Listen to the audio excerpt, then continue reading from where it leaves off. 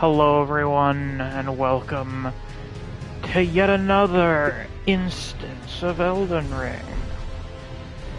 Tell me, Neo, what other thing are you watching right now? What other thing could be worth sharing attention with me?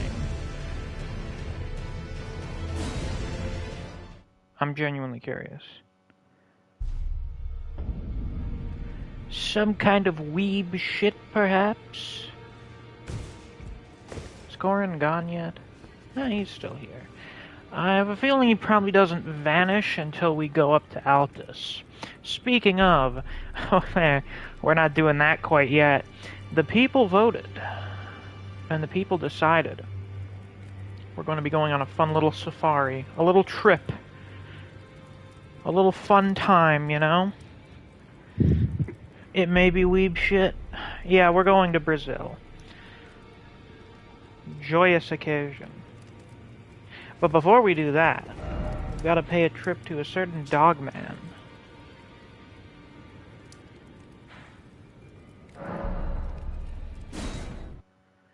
Because, well, a certain quest line is, taking us all the way through Caelid, you know? I am not comfortable sitting like this. Hold on. How should I situate myself? Let's see here. Let's see. Is that better? Yeah, that is better.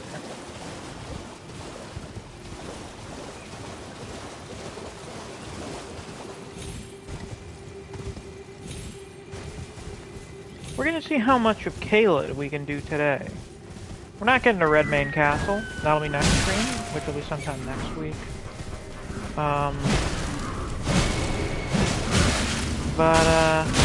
Oh, I'm dead. I'm about to die right now.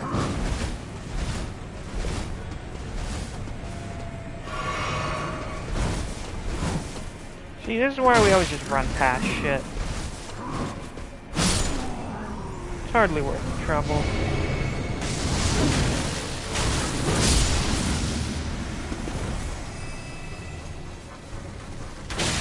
Ow, you fucking bitch.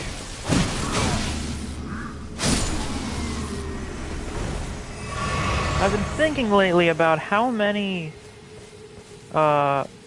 primitive civilizations existed prior to the Earth Tree. It's not exactly clear how much of a civilization the Onyx Lords had, or the Alabaster Lords, or whatever most of them are called. Somewhere they're called the Onyx Lords because they all seem to have dark skin. We've got some degree of those guys. We have the Beastmen. We have the Ancestral Followers, and we have the guys that worship the death birds and stuff, or, you know, the death-worshipping guys that the death birds associate with. Onyx Lords had a couple rocks to their names. A few. How you doing, Blythe? Ah. Good to see you. Apologies, mate, but I don't have much to report. I can see bloody Nokron right above me, but I'm absolutely stumped. I've tried all the gateways, to no avail. Perhaps it's time to ask Celibus. I recall that spiteful little rat acting like he knew something. Let's give him a squeeze. Show him just how sharp my teeth are. I jest. I wouldn't go that far. Besides, I should check on some things here. Leave this place to me. You just do what you feel is right. If either of us learns anything, we tell the other. Right? You know, something I've noticed that I find funny. Back in older FromSoft games, fuck, that's really weird to say about things like Dark Souls 3. As, hopefully we all know, there were just no facial animations on any of the characters. There's just an unmoving model playing audio. And I believe the facial animations started with Sekiro, and here they are now. But it looks like there isn't really any lip syncing, at least not as far as I can tell with Blythe. And instead it's just like, oh yeah, the mouth's moving, I guess. Anyway, yeah. It's just like, he's talking, you can see he's talking, but it's not really synced up to any degree. Just kind of a funny thing. I don't know how to get out of here. Is it down here? Is this the path? Doesn't look like it.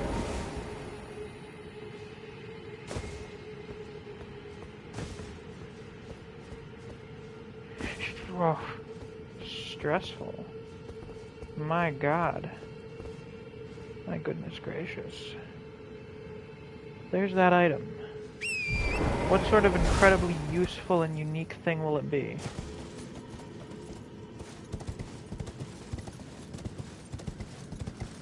You got stuck in this spot too and your solution was dying? Well, it seems your solution was wrong. Hahaha. Dwelling arrow. Have we gotten any of those?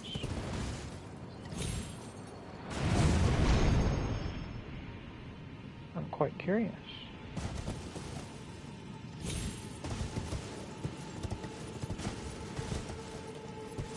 Let's have a look. No, we hadn't. Arrow in which the spirits of small animals are thought to dwell. Deals magic damage. Used by the master hunters of the ancestral followers. I think the ancestral followers probably have some degree of Native American inspiration.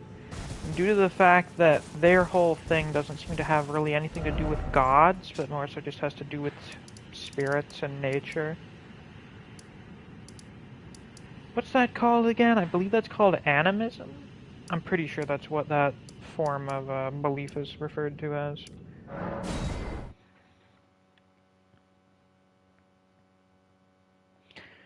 Man, DS3 releasing 6 years ago is not a good feeling.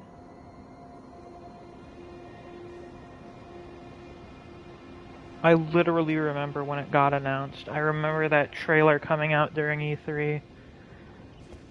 Oh...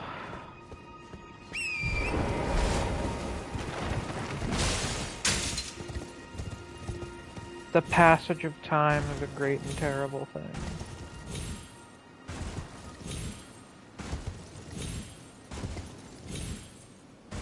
Oh, by the way, everyone who's in here, if you haven't already, of course, be sure to leave a like on the stream.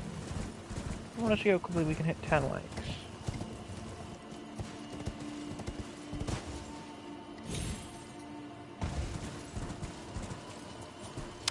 That just spooked the shit out of me. I thought there was a guy stuck in the crystal or something. That was quite concerning.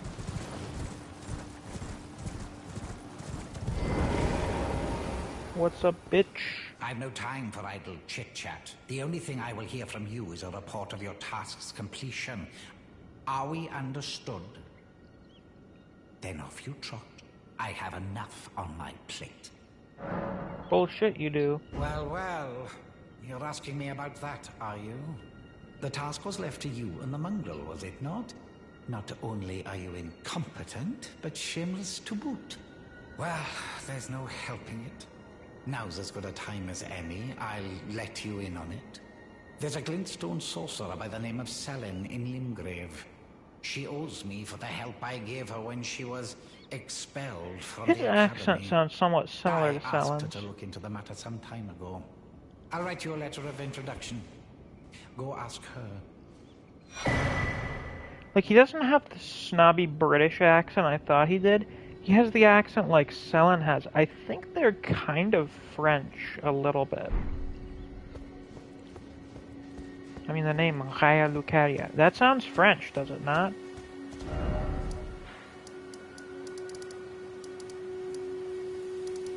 All the more reason to think all these glintstone nerds kinda suck. They're fucking French. Oh, right. Do I have enough runes to level? Not quite.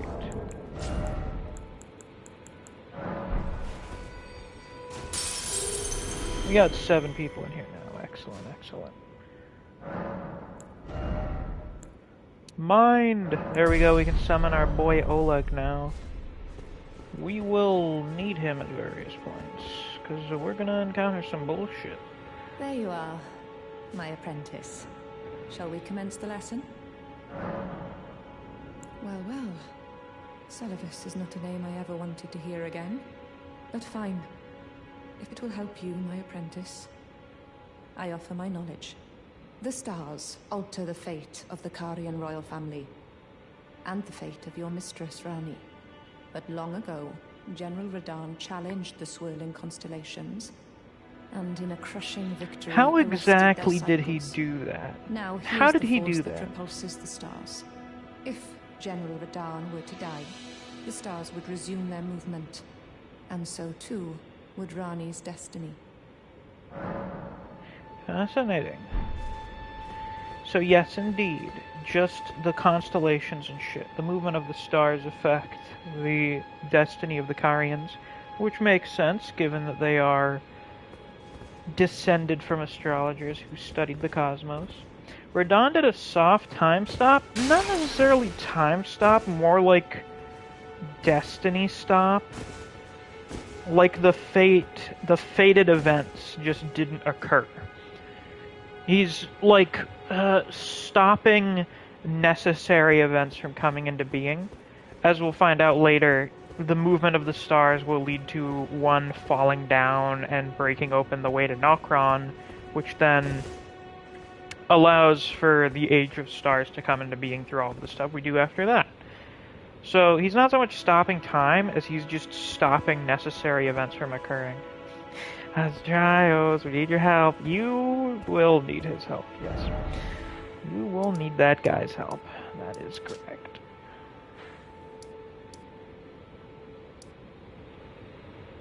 So this is the power of Requiem. Apparently, yeah. It's kind of cracked. The man, Redan, he is, quite the specimen, to say the least.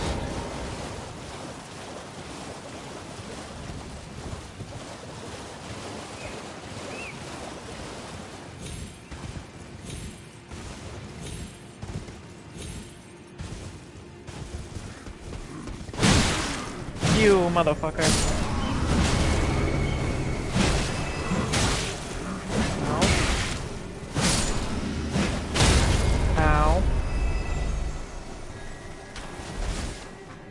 Down a blade with strength to shatter fate. Is that a quote from somewhere specific, or did you just make that shit up?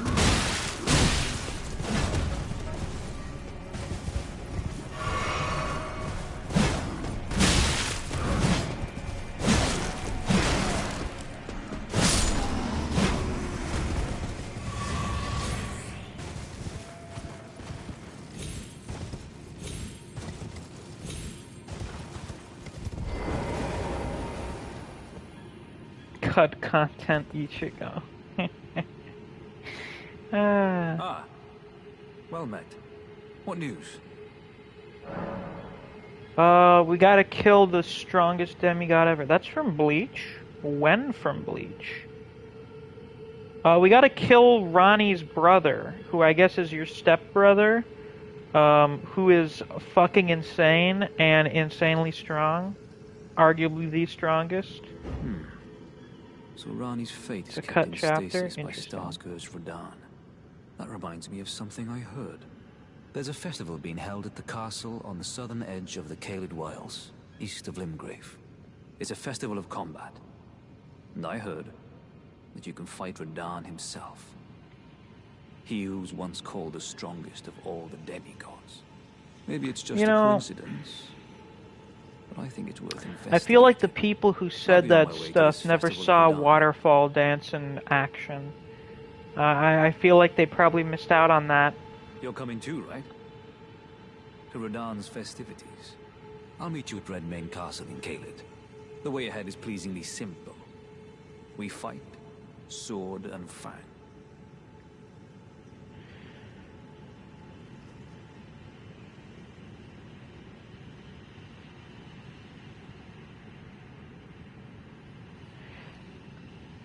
Oh god, we're going to have to... Should we get into the Redan versus Malenia argument now, or should I wait till we get to Redan for that? Because I feel like there are quite a few angles to tackle it from. In the meantime, I think we should approach Caelid from here.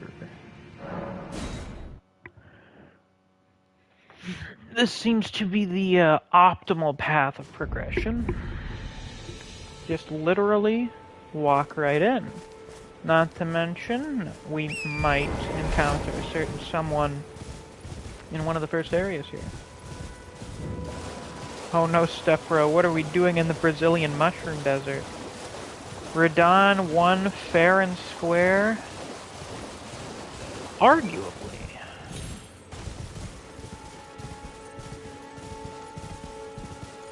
This is why, well, it's a controversial debate. It's a discussion topic, not a settled matter.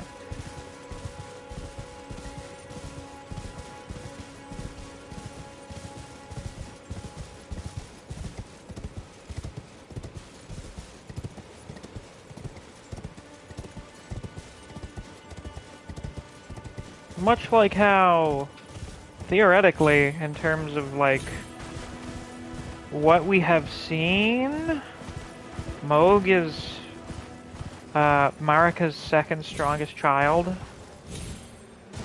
Like, do we agree that he's stronger than Morgott? Like the guy's pretty goddamn strong. Girl boss gatekeep gas bomb. Excellent. Oh Christ. Neve's posted a soliloquy in chat, and we've been invaded by Anastasia the Tarnished Eater. So, I believe that is a Finger Maiden outfit she is wearing. And, well, speaking of Bleach, which is getting quoted in chat right now, that looks a fucking lot like Zangetsu. Oh wow, she's already dead. Nice.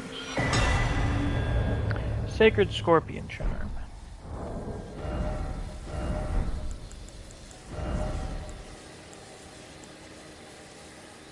Let's see, where is that? Raises holy attack but lowers damage negation.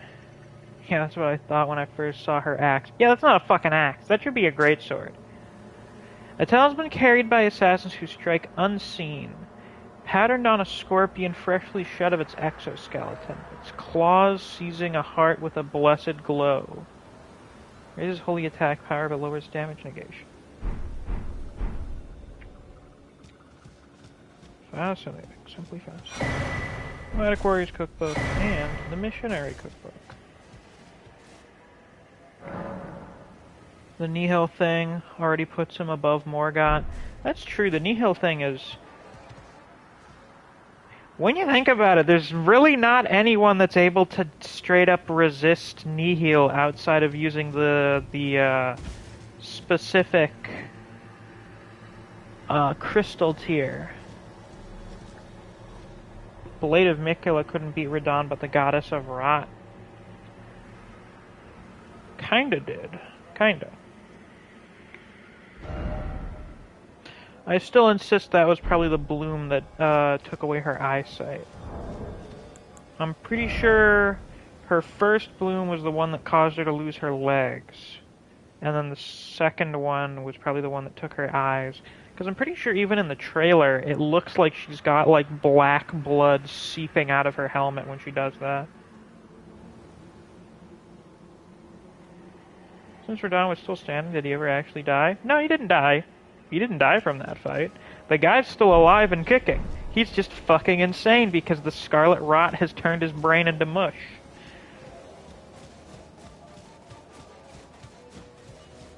Gotta love the Caelid soundtrack, huh? Truly a beautiful piece of composition.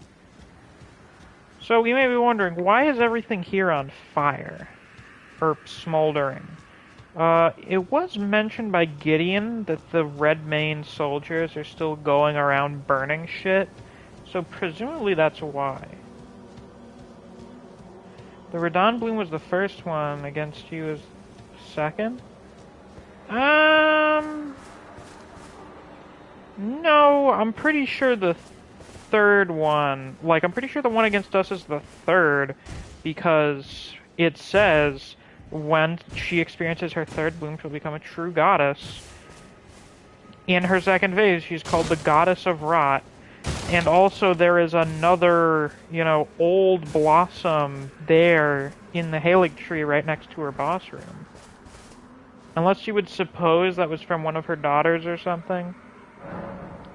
Lord Godfrey, at last at the end of his campaign, his golden armies unvanquished and unbowed, yet finds grace lost, tattered and faded. So I guess Caelid was where Godfrey's campaign of conquest came to an end.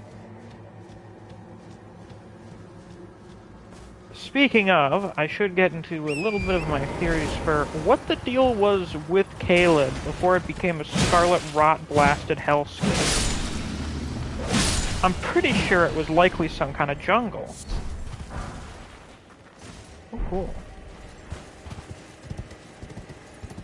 I believe there are references to Caelid having been a place where soldiers and armies would go through all the time back in the day. And I'm fairly confident that given kind of the climate of the continent here and the environments of the areas near Caelid, this place was probably like some big, gnarly, overgrown jungle or forest of some kind. And it was still full of big, fucked up things like that. I don't know if the Caelid, Ionification caused these things to come into existence, because we find them in the mountaintops of the giants. And that doesn't have anything to do with, Scarlet Rot. It's rotting. Everything rotting scarlet. The very earth that Caelid rests upon in Celia, town of sorcery. The end is nigh for us all. I don't believe it would be a jungle, but an overgrown forest, absolutely. Yeah, I guess a giant forest would be more accurate.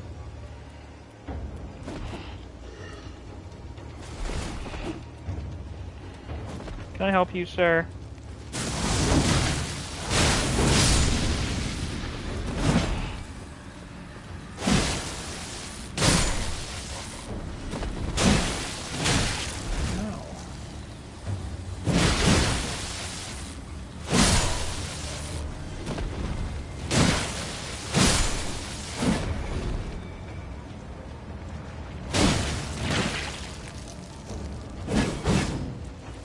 Slime. Too strong.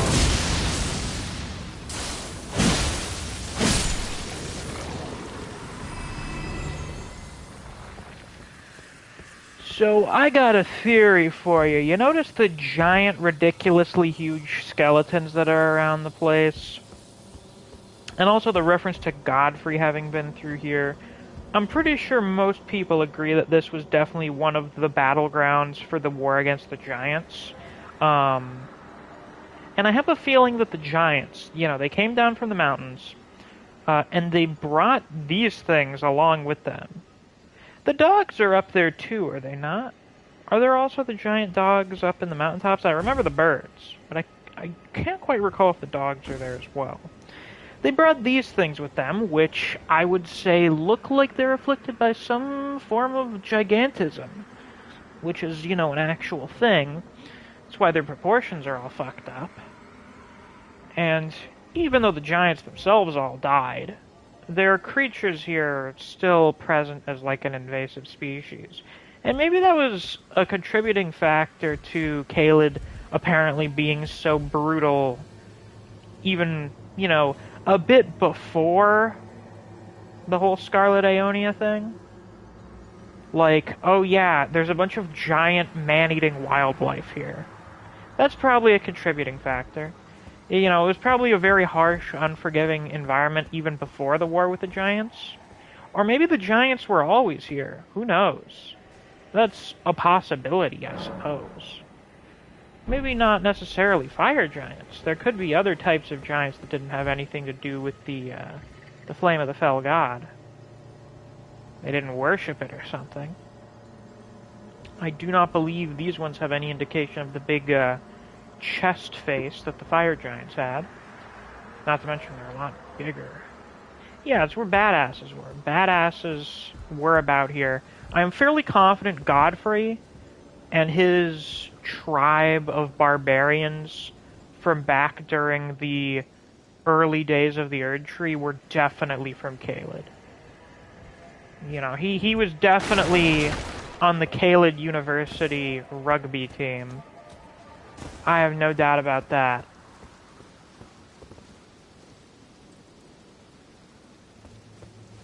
I believe we have a merchant around here somewhere.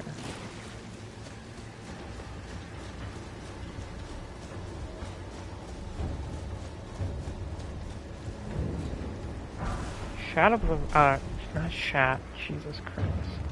Shack of the Rotting. And we've got these preserving ball jewels. Have we gotten any of these before? There's someone trying to eat me. Can you stop waving your arms at me, sir? What? I believed he was trying to show me that he didn't have a weapon. This is why you always shoot people first and ask questions later. Why, yes, as a matter of fact. I have been to any police academy ever. How did you know? Caelid was actually just a 1-to-1 recreation of Bath, England, which got temporarily and spatially warped into the lands between. That is a very interesting theory, Neve. I'm quite fascinated by it.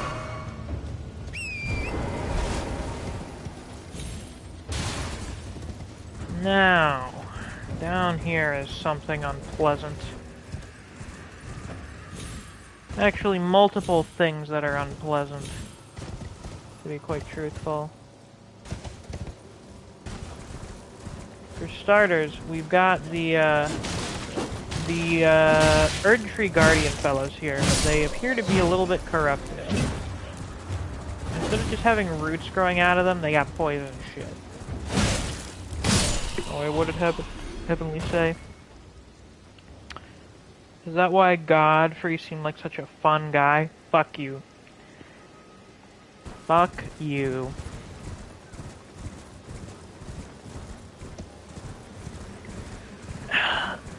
This is why we can't have anything nice.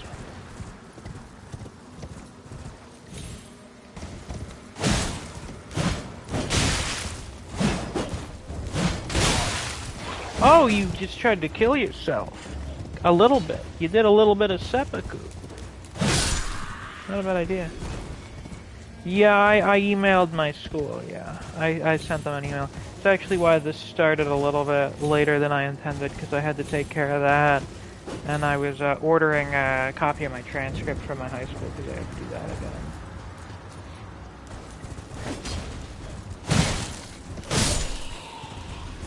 Now, very interestingly,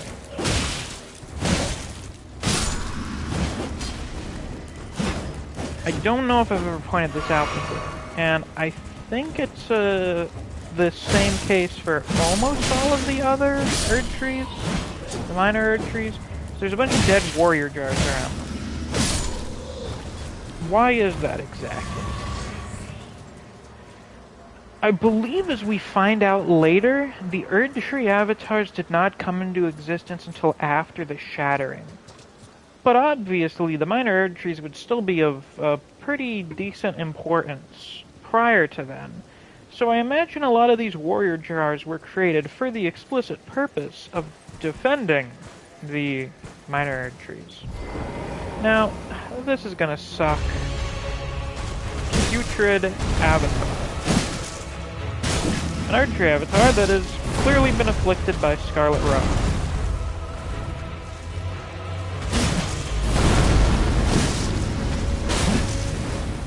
Kind of like the normal one, except yucky. Oh, something just died. Something is dying. What the hell's going on over there?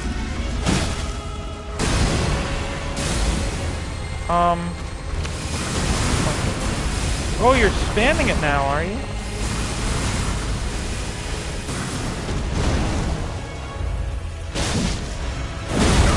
Ouch!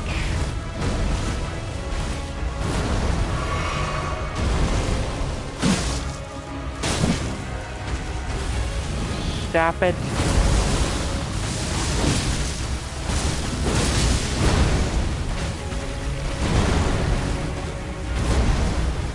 It's always nice when big AoE slam attacks are things you should actually dodge in through to avoid, because they just like go past you.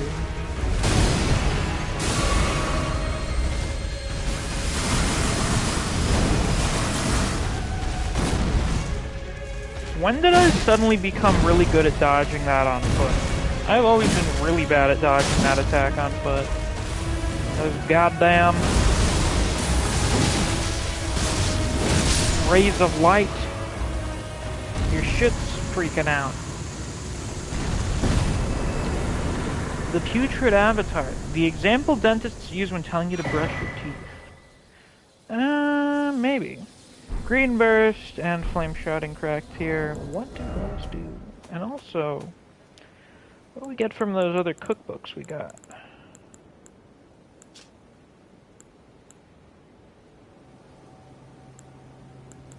Pretty sure we got the poison ones. And then we got the missionary cookbook 3, silver pickled foulfoot. Lovely. You can run sideways and avoid that attack. Probably, though I find running to avoid things to be far less reliable than good old dodging. And the tears we got.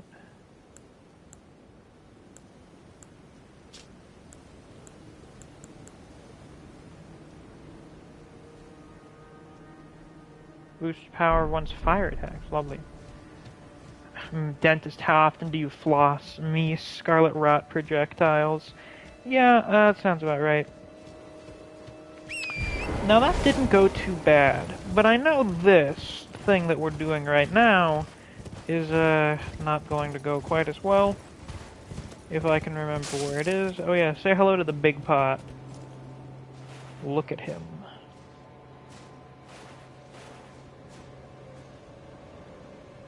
Magnificent. Blocking off some kind of cut content. Oh, of course. Gotta have our crypts at the roots of our minor erd trees. You know how it is. Minor erd tree catacombs. Wow, very creative. Now this place fucking sucks. It's shit. Though, I suppose I'll take this opportunity to show off crystal darts. Long ago, it was said that a golem crafter employed a similar crystal tool. Let's see how these work against golems. Sup, bitch? Kill your friends. Wait, you need friends here. My mistake. No friends!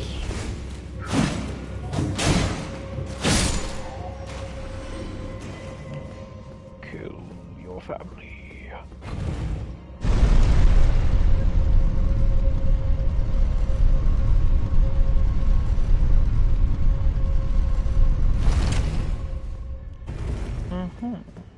Fascinating. Now I gotta wonder. Oh, what do you know? There is shit down here.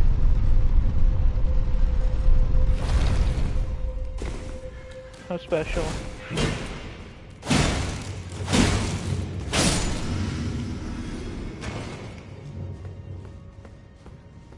And the most special place of all. Isn't it beautiful? Actually, I should probably toss it in here or something.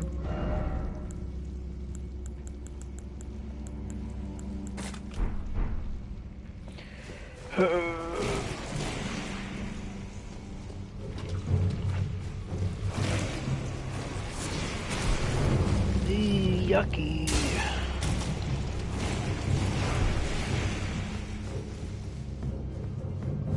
It is time for goo. My favorite time. Where are you little bastards? Oh. Well, that's a bit different from what I expected.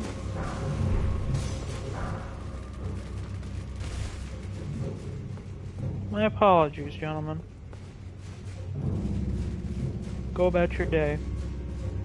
Miss, did you by any chance read through our Ichigo attacking Momo discussion? It was fun and harmless. I did. You see, the problem with trying to figure out when exactly Aizen switched out is a bad idea because his whole fucking power is just perception alteration. Why would he let you see when he switched out with her? It makes no sense. You little fucker.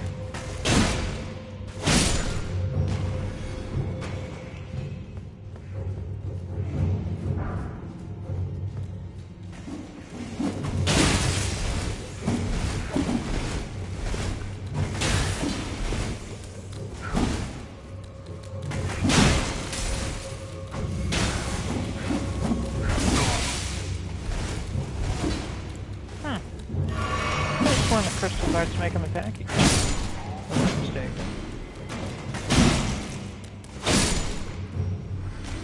Or was it something else I was thinking of?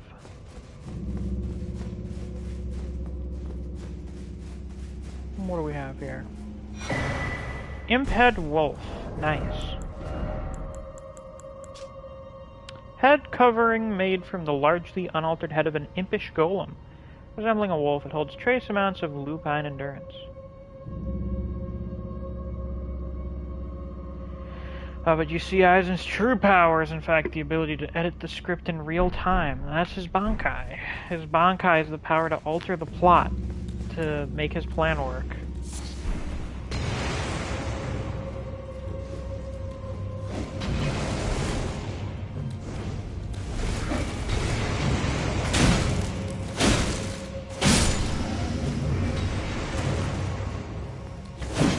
There's not really any way that someone as powerful as Aizen doesn't have a Bankai. I mean, I could see him using Kyoka Segetsu to trick other captains into thinking he had one. But for a guy so powerful to not have one is kind of insane to think about. Unless he just literally never bothered, which, like, I guess is possible. I mean, shit, Kenpachi got really strong without ever even unlocking fucking Shikai.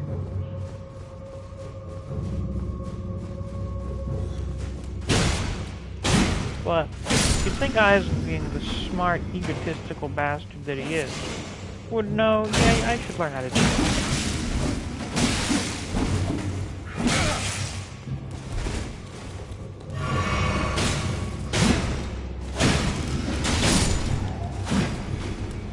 Suigetsu should have just been the Bankai. I mean, it is, like, the most disgustingly cracked Shikai. So you're not wrong. I mean, you could maybe argue that Ichibe's is more cracked. What's the power of Ichibe's Bankai again? It's giving new names to things, isn't it? It's actually just him making his illusions real.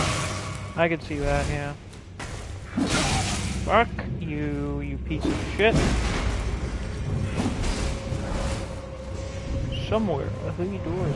I wonder where that actually is. Yes, correct. Beautiful.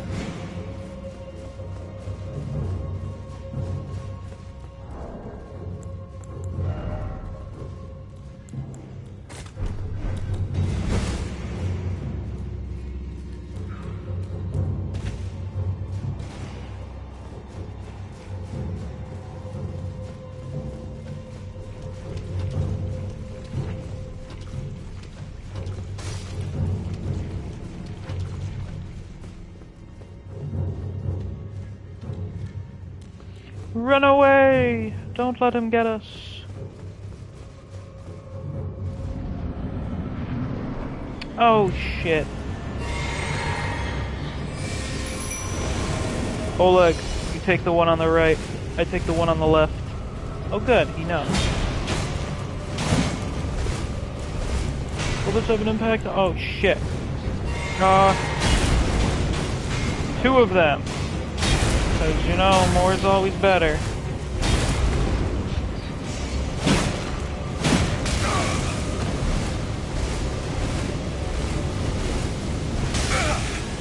Miyazaki, please, I don't want to go to Caelid. You know, it may be hellish, but I think Caelid's definitely the good kind of FromSoft hellish. It's a very strange alien environment. Something about that is very interesting. Oh, shit.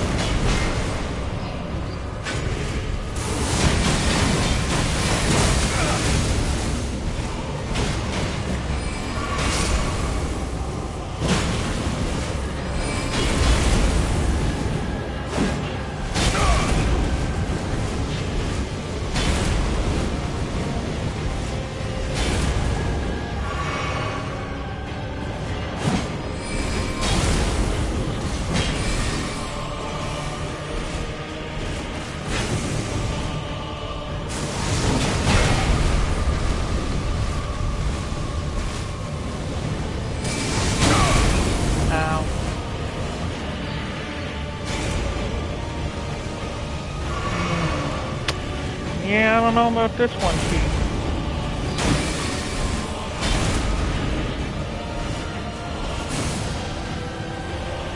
Not bet on our chances.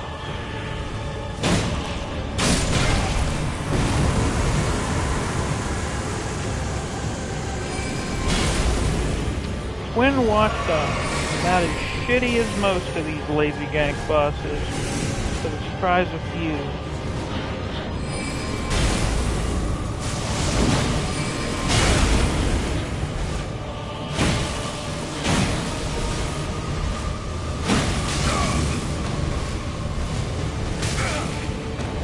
Lovely.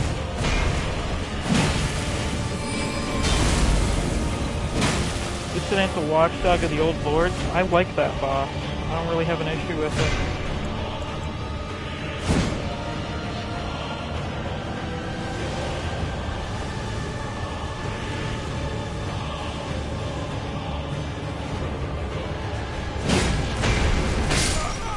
Beautiful. Magnificent. But imagine two of them at once. Okay, that would suck. For the same reasons that this gang kind of sucks. Just because it's just two of the same enemy thrown together in the same room. But yes, it is a good boss. One of the few good reasons to go into the challenge dungeons. Other than just fucking grinding for blood gems. You like using your wheel on it? Which one? Your pizza wheel or your big, funny damage wheel? My martyr wheel.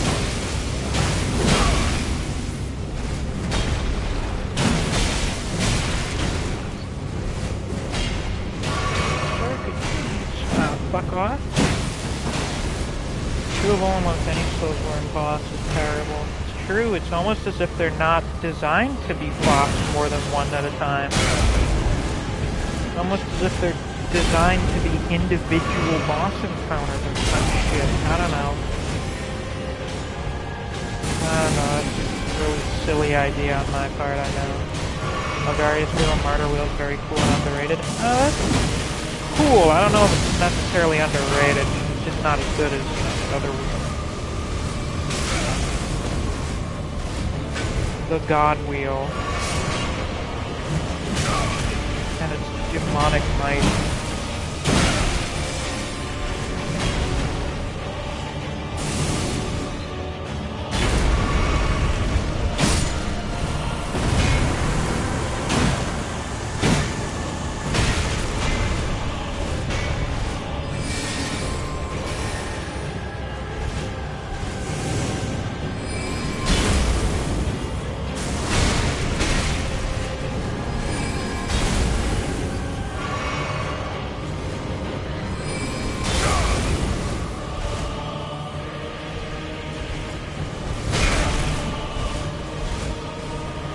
DLC will have a giant recreation of Giza's wheel called the Leaning Tower of Giza.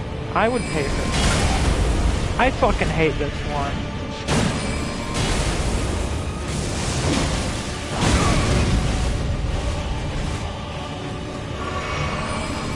I really do detest this Magic AoE. I think it's shit.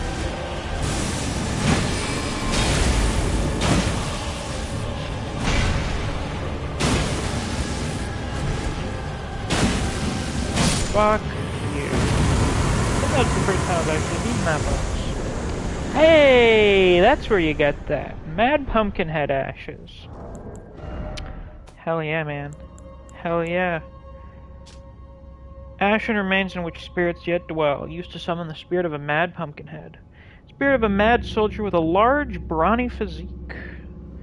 Though he has stifled his panic within the dark confines of his helmet, he rampages as if driven mad when agitated by bloodshed or the humming of insects. This mad soldier is all that is left of a broken gladiator. Oh, so these guys are connected to the Grave Warden duelists and shit. That's interesting. So we got other fellows that have been to the Colosseums. Fascinating. These are interesting developments.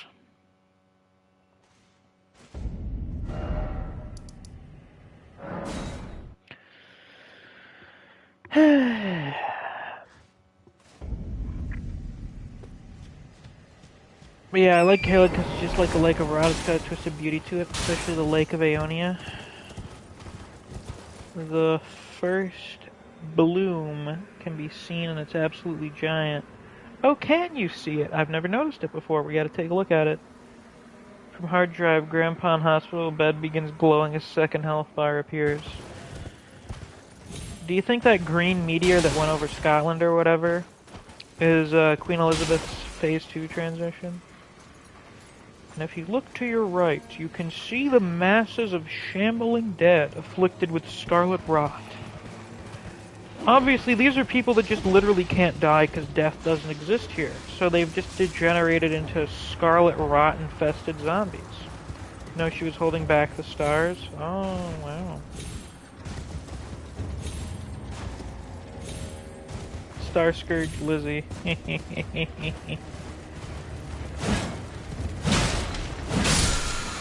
So, Whirl o' Flame. That's an interesting one. Oh, that being right here does lead me to believe more of my new giant theory. Ouchie. Did you just knock your friend out? That is kind of hilarious.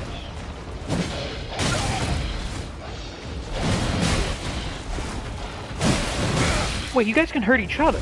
I didn't notice that before. Can you let me hit you, please? Like how the flame things have O flame or something in it? Yeah, I guess it's because it's all incantation. So they're like literally speaking to the flame. They're like, oh, flame. Heat up my dinner. Can't wait for that new incantation in the DLC.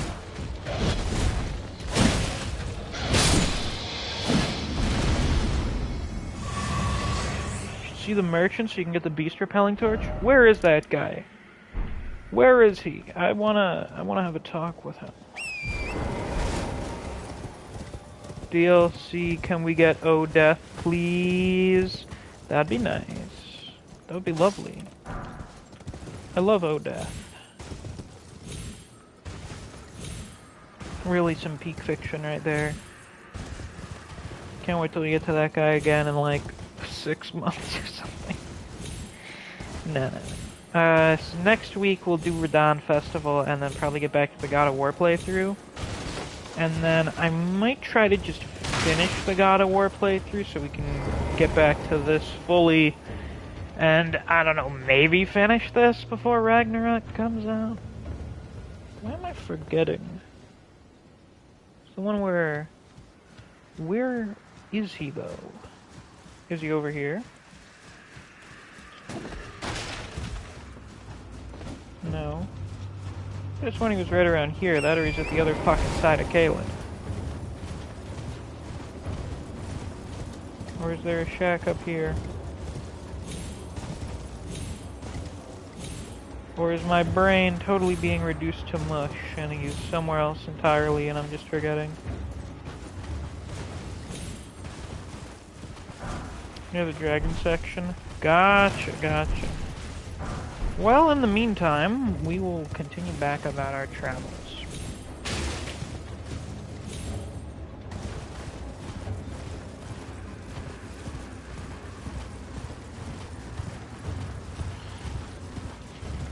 You know what else Caelid is? It's a very nice change of atmosphere from everywhere else in the game. You know, Limgrave, Weeping Peninsula, Ionia, and to an extent the Altus Plateau. They're all like fairly nice, somewhat green, and yellow, and blue locations. Whereas this is, it's just all red. It just looks like hell. Caelid just looks like another day in Australia. I imagine, I mean, it's almost the Australia here. Man diagnosed with brain rotting condition. Nice Elden Ring reference. Thanks, I try. Especially the Outback. Oh yeah, you know it. Give me no mind. Give me no mind.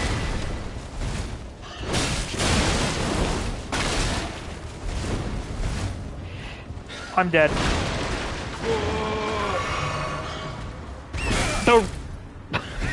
The real Caelid experience. Oh, Jesus Christ.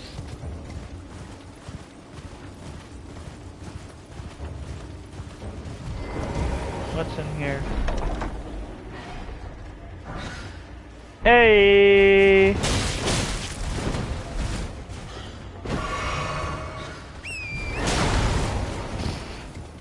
Oh yeah, I saw it mentioned in a video, but I never noticed that the Ancestor Spirit double jumps just like Torrent does.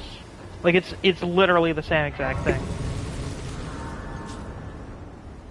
You notice there's a message here. Some fucking dickhead tried to stop people from getting this Site of Grace. The Caelid Ruins. Wow, people around here sure were creative with their naming conventions.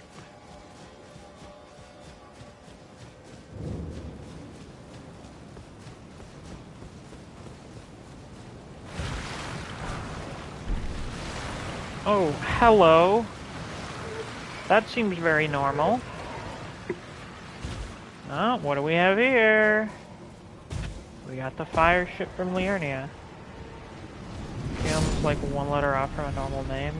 Yeah, like Caelid or something.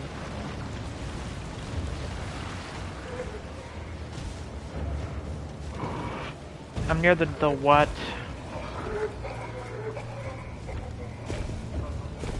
White woman's son name ruins. You know what? That's very apt. I like it. Seems like everyone's just killing themselves. Can't blame them. Their cries are quite horrifying. Ow! Oh, we didn't look at that new incantation. Jesus Christ, guys.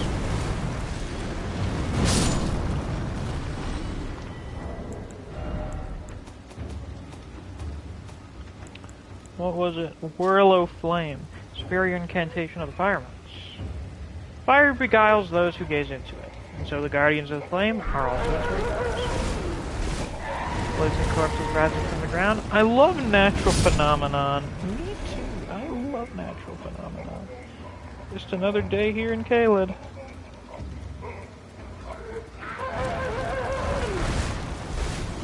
Caelid and the very natural things that happen in it.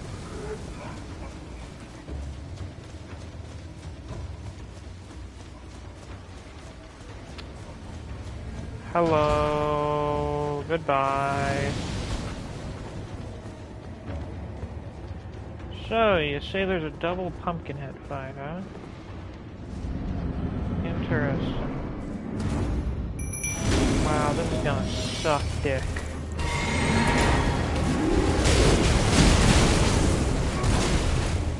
Great introduction to Caelid so far. These guys have flaming weapons too. I wonder if these guys are being used by the Red guys. Probably, considering they seem to just be conscripted, maybe not even knowingly, by various armies. Like Godric loves these fuckers. Godric loves these guys.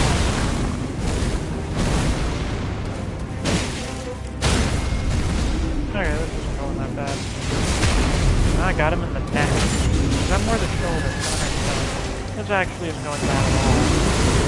these guys are chumps. You missed Godric the Goated? Well, you can always go back and watch the VOD for that stream. Or wait until we fight Goldroy.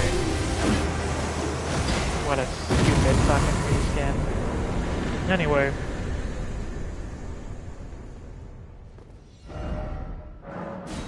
Sure, try summoning. Yeah, I almost feel like that's just what the summoning system exists for. Like, these dudes are just in the game for dealing with gank bosses.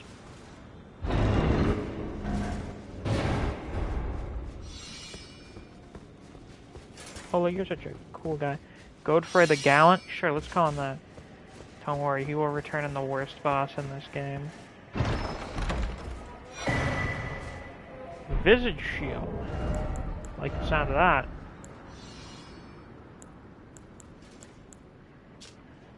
Tricksome bronze shield depicting the face of a fire giant. Several tongues leap from its open mouth. The dreadful visage and burning flames are designed to remind one of the horror of facing a giant. In other words, this shield has an instructional function. It has an instructional function. I like that. That's pretty good. That's pretty fucking funny. I gotta say. I dig that. That was quite humorous. Yeah, okay. The War in the Giants definitely happened down here in Caelid. Yeah, Goad Shit the lore fucker, the guy whose existence is very stupid. I mean, I guess he exists as an explanation from where Godric got the idea of grafting, but I liked it much more when the idea was just kind of, oh yeah, this is just something Godric thought up of doing, because he's a fucking lunatic. The DLC item descriptions will be written by Duang Scans. That would be the greatest thing ever. I think all literature should be written by Duang Scans. Everything would become infinitely more entertaining to read. Oh shit.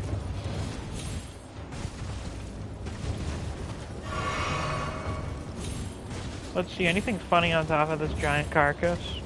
Looks like there's a big bird up there. But anything funnier than that? Love to know what Caelid was like pre-rot. That would be very cool. Oh, nothing really useful. Like, you know how we currently have, the layer button for going for different layers on the map? What if in the DLC we get a button for different times in the map? But then it just asks the question, how did Godfroy come up with grafting? Well, you see, he was just an insane asshole before Godric was. Theoretically, he just adds like a whole nother layer of pathetic to Godric, and that he's not only trying really hard to copy Godfrey, but he's doing so while copying someone else at the same time. Can't wait for the layer button to include a third layer. I await my city in the sky that's not Farumazula. Oh, go into the past to the Eternal City DLC. There's another option. Ah, there's the Swamp of Ionia. Yeah, this literally looks like hell. I feel like this gets reiterated every single time we're here. Oh, the moon? Oh, yeah. Still don't know what that black moon of the Eternal City really is. This looks like some circle of hell. Hello, finger lady. How you doing? You... Please, I can read them. Your fingers. Godric went back in time to teach crafting to the guy he learned grafting from. Oh, I didn't realize in the DLC we get to play as Godric. That's interesting. You always like the idea of Godric misinterpreting Godfrey grafting Siraj. Made him stronger, and so he tried to do it? You mean Godfrey? Oh, bless you.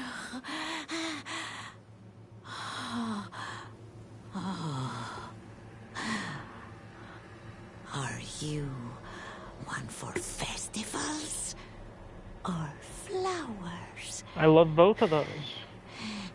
to the south. A grand festival to make the stars turn. To the east, the heart and bud of a flower to be. But dare you enter into the heart of the Scarlet Rock? Lady, are you having an aneurysm? Why are Godskins in Redan's tower? Well, they probably just picked it because Caelid's a fucking shithole, and that would mean no one would ever be coming here. To the east, that is the swamp. Okay. So originally, I thought she may have been referring to Melania up in the Haligtree, but, I mean, that's way north. So she's referring to Millicent, who, depending on what you do for her quest line, ends up becoming a flower. What the fuck just phased in and out of reality there? Did anyone else see that? Hold on, I gotta replay the stream for a second.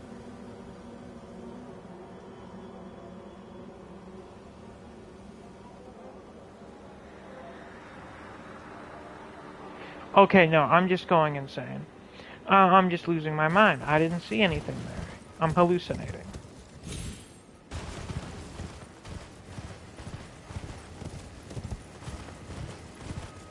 You'll be able to get Death Poker soon enough. Alright, that thing that exists. I've never used that in my life. Where do you get it?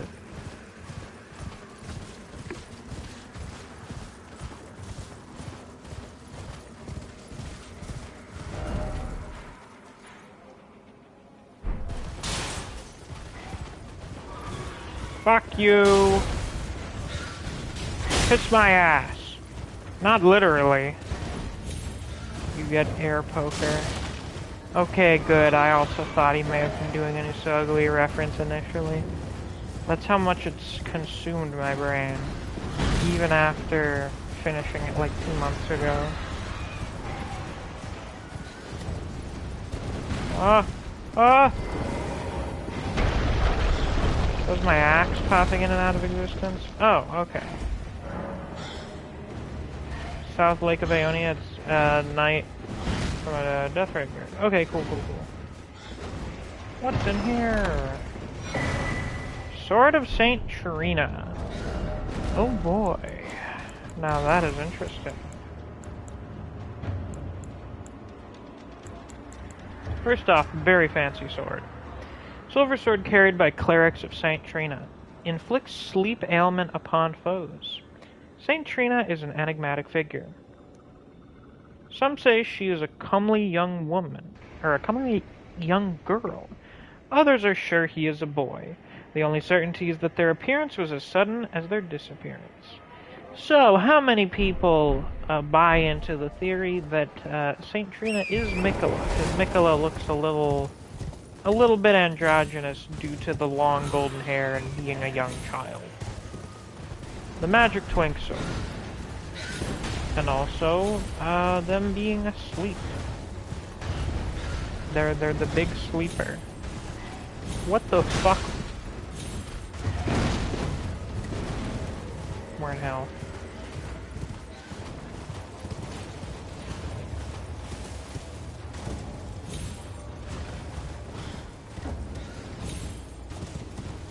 Hey, we're back up here, what do you know? He threw a rock at me. I mean, I kind of gathered. That was my general impression, is that he threw a rock at me.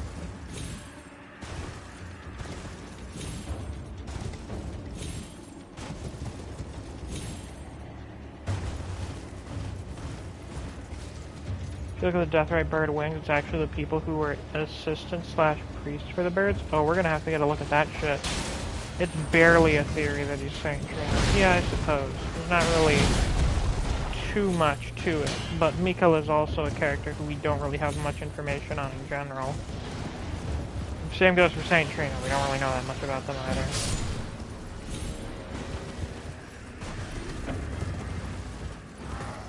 Hello, Redmane fellows.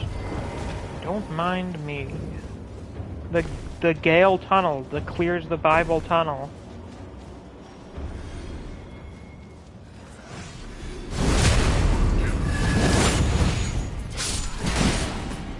There's also scrapped content that Miquella was confirmed to be Trina. Well, if there's nothing that actively contradicts it, I see no reason to believe that it's not true.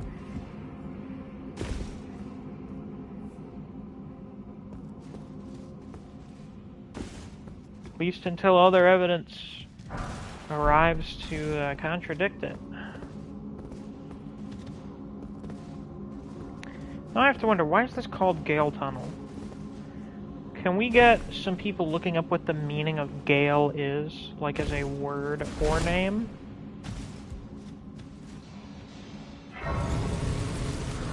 Is it perhaps some kind of action? This will perhaps also give us some insight into why Gale's name is Gale. Yeah, I never looked at the greatsword description.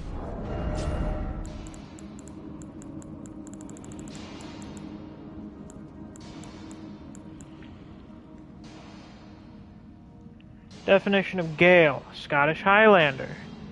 A Celtic, especially Gaelic-speaking inhabitant of Ireland, Scotland, or the Isle of Man. Yeah, I agree, I don't think that's it. Still can't believe Miyazaki put a trap chest that takes you to Caelid at like level 5. Not only takes you to Caelid, takes you to the Celia Crystal Tunnel, arguably the worst fucking place in Caelid. One of, at least.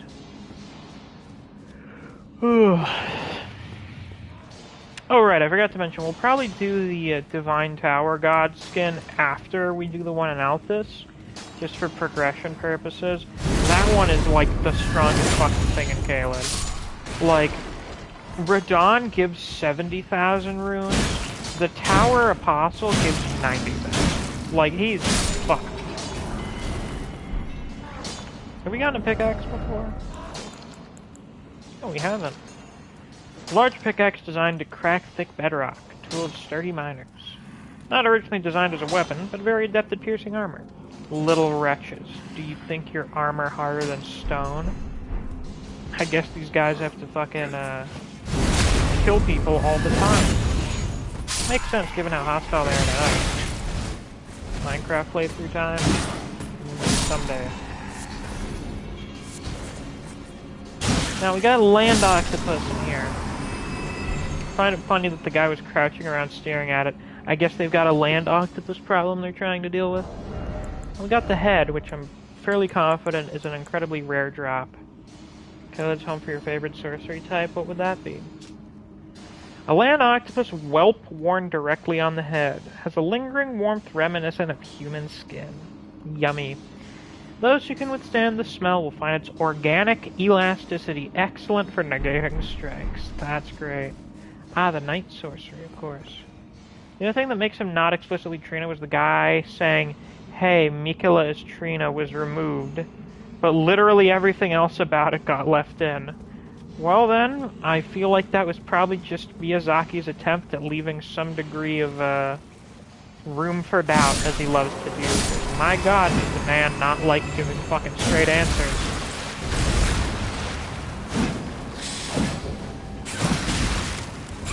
Isn't it nice how Nameless King was like the fucking most clear answer we have ever received to any lore question ever? Like, there was no vagueness to it whatsoever.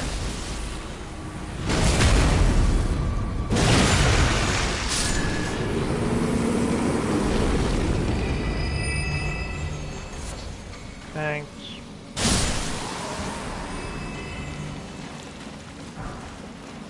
Cross Naginata. Oh boy, Neo, we got more weeb shit.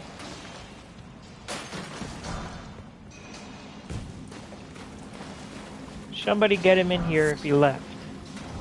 Naginata's here, I think. You're a little late to the party. Let's see.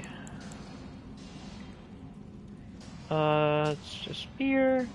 Weapon consisting of a 3-pronged blade affixed to a long pole. The long central blade closely resembles a katana. A weapon of the Land of Reeds, known for its ability to be wielded as a spear while still being capable of performing slashing attacks. I wonder if you could do some Ishin shit with this, since I'm pretty sure this is basically the spear that Ishin uses. This seems like a very distinct moveset. Is that why it's on its own?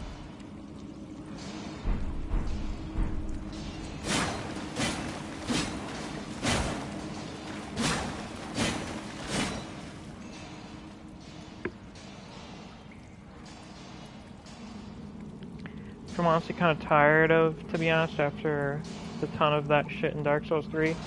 I feel like we got way more questions than answers in Dark Souls 3. Do it, wield the katana and the Uchi katana. I don't think I even have the stats for the Uchi, do I? Oh wait, yes I do. I forgot it was my starting class. The one Ishin has is Gyobu's. Yeah, I know, but isn't it a Naginata? Is it not? Also, I like how many hands that thing passes through. I just think that's a neat detail. Where is my halberd? I'm forgetting. There it is. Not really. Well, fuck you.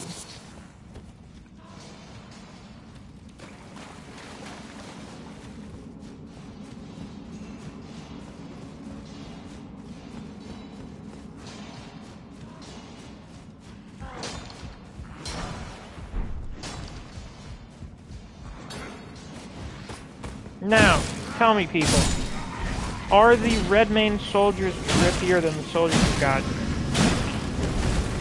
Their armor follows the same general design philosophy, but has a different color scheme. How do we feel? Same goes for the Raya Lucarian Knights as well. When I can get a more efficient fan in my computer, I'm definitely doing an Ishin LARP in this game. To whatever extent you can.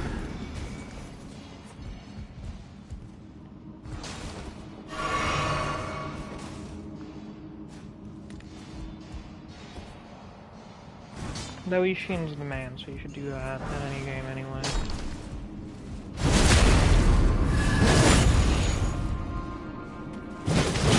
Interesting that this place has both normal smithing stone and cracked crystal.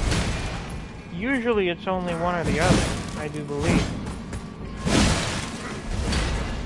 Though this does make sense given that Caelid is a place where both martial prowess and sorcery are quite prominent. These weapons are such a disappointment in this game, arguably. Leyndell drip's better than Redmane drip, which is better than Cuckoo drip, which is better than Godric drip. I would accept that. But what about the Haligtree drip? That still also follows like the same design philosophy. You know, it's the same general theme, once again, just with kind of a different color palette.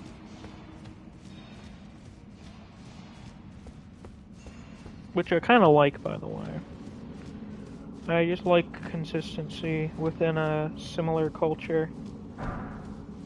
Considering this is basically all the same country. Is the man here? He is not. So sad. So, presumably, if we were here before the Redan festival got started, Alexander would be here. You can encounter him, but it is not required as part of his questline. It's just you kind of running into him along the way here. Anywho. Here we unlock. Oh, I guess we already unlocked this way, which leads us back into Limgrave. Haligtree's the best, you forgot. Understandable. It is pretty cool. I quite like it. It's almost got a bit more of a Crusader vibe than the other ones too. I dig it.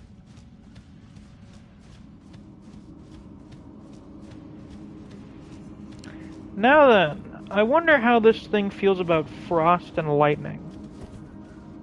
I do wonder, how does it feel about Flash Freeze, this annoying prick? Introducing the Magma Worm! So these guys are neat, as some of you may know. They are the result of doing a little bit too much Dragon Community. You ever see those composite things that cops always bring to anti-drug things at school? Where it's like, this is what they look like before and after doing meth. This is what they look like before and after shooting heroin. Or getting addicted to heroin. We should take, like, oh, this is you after 1 month on Dragon Communion, and it's just a person with the dragon eyes. But then, this is you after 1 year of Dragon Communion, and it's just a picture of the Magma Worm. Oh right, I forgot we have the Maga Worm, which exists due to either someone doing a typo or fucking up in speech. But we have that somewhere. Also, the Knight's a really good example of good reincorporation of enemies, which informs the world. Like, just kind of in general. Because if so, I concur.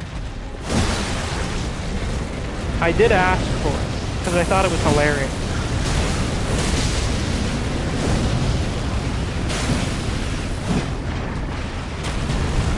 Yeah, I asked for it to be made because someone, who may have been me, I can't remember who, fucked up and said Maga Worm, and I thought, that image is very funny to me in my mind. Someone should make that.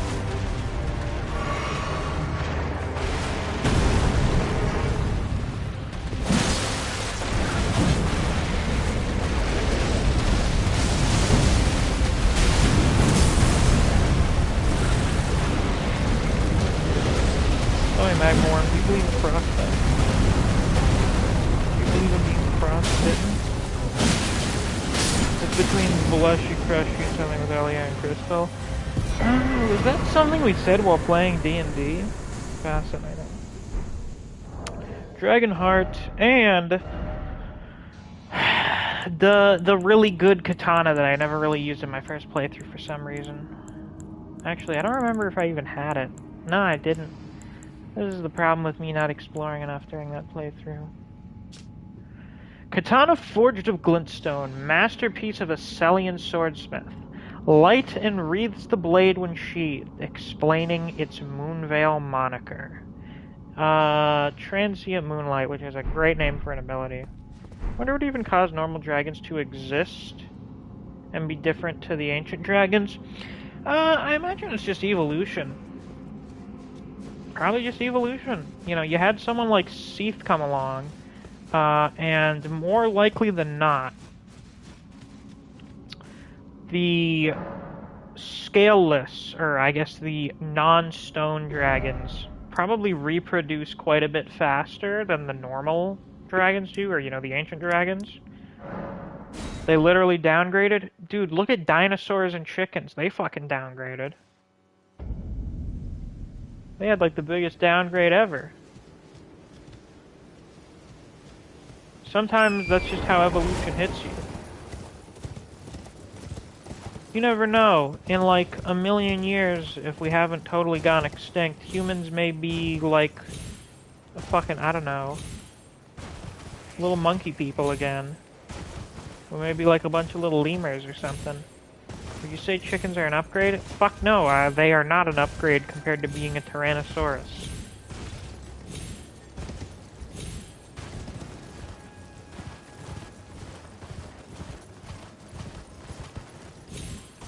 Another Pumpkinhead. Yeah, they're definitely recruiting these guys. Upgrade taste-wise, possibly. Or probably, we'll never know. I'm sure a Dragon Scale Blade plus Moonveil would be a fun combo, probably, considering how much the combo I initially promised to do for this playthrough. Anyway. Caelid Waypoint Ruins. Ah, speaking of that sword, I think it's around here.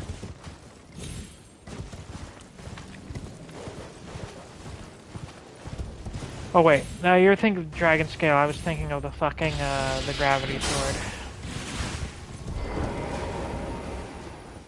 Alligator's pretty good, apparently. I think I've tried alligator nuggets before, and I think they were alright. But that may just be a preparation thing, you know. Someone can probably make some real fucking slappers.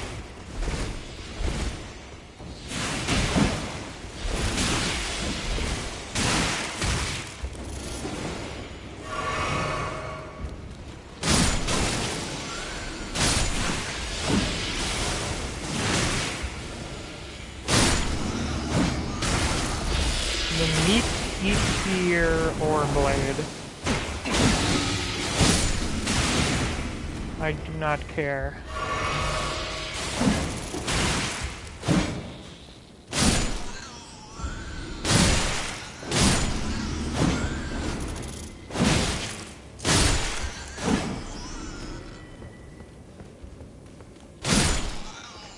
Where is it? Where is it? Oh, it's in here. Thought there was a door leading to it.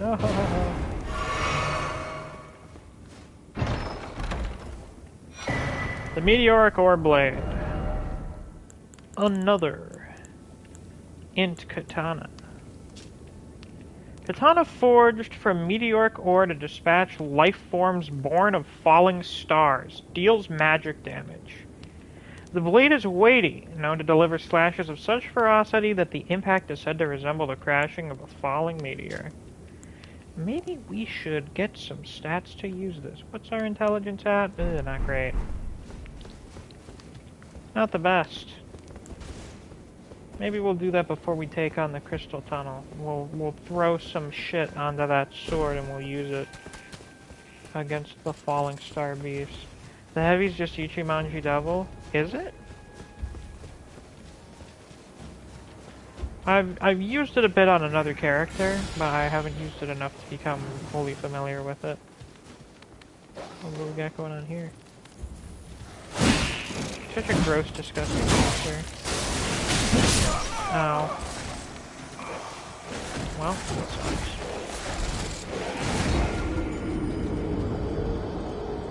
Is that the first death in Caelid? I think it is. No, wait, no. We had the one against the duo.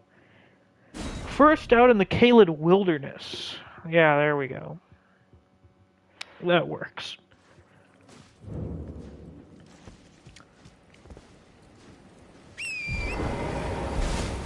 You know the Fun Times in Cleveland video? Someone should do that, but for Caelid. Can you see the moveset even without the stats? Yeah, I just didn't think to put it on. Because in my mind it's just katana.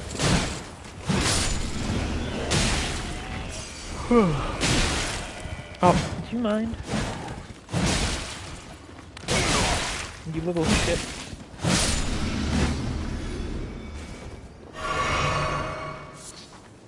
Beast blood, give me this item.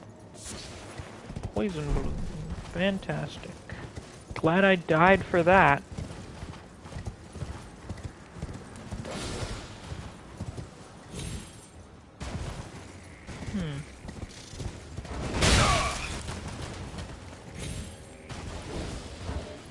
Duo, aren't they for like 6 regions from now? I'm referring to the goddamn watchdog duo.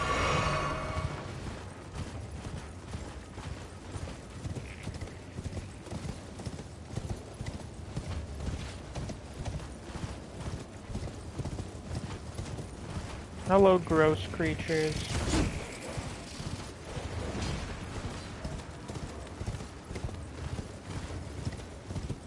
God, I hate centipedes. Don't let Neve hear you say that, even though Neve used to hate centipedes. Ah, we have a certain someone waiting for us up here.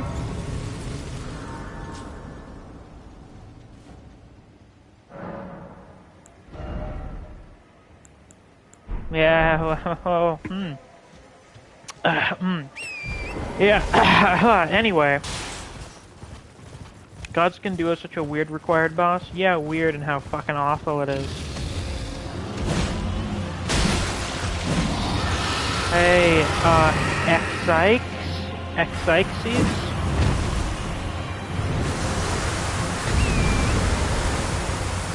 Decaying. Imagine being alive and being referred to as decaying. That is quite unfortunate for your man here. Rot. The Rot Boy.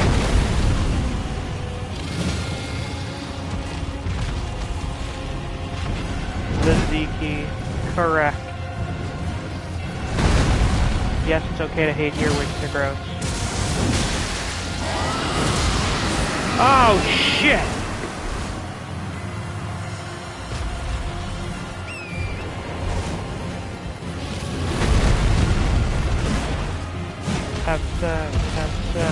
My pants, my answer, yeah. Isn't it amazing that's on Netflix now? Also, isn't it amazing at like fucking Comic-Con people were asking Matt Smith about being in Morbius? They asked him about morbing. Personally, if that happened to me, I would just say that my career is over.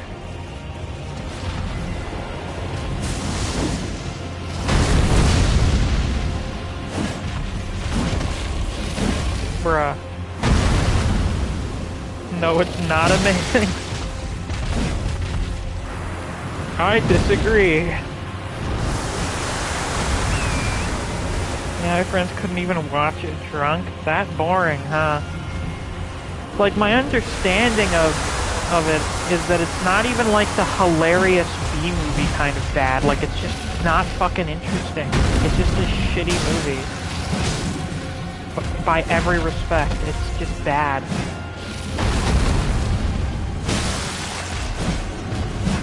I do love that the internet tricked Sony into wasting like several fucking $1 million with re-releasing it just for like nobody to go watch it.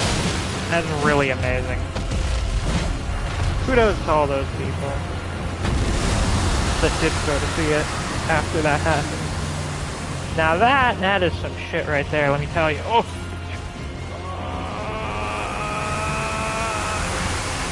B-movie is an actual banger though? Yes indeed. I believe. I don't know, I haven't watched a B-movie in forever. I'm pretty sure I watched the B-movie when I was like a little kid, and I have no recollection of seeing it at any point since then. I just know what it means. A woman leaving her man for a bee.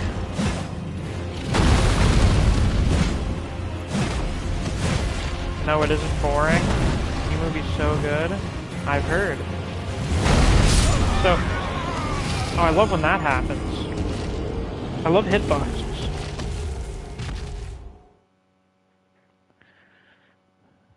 So Morbius isn't boring?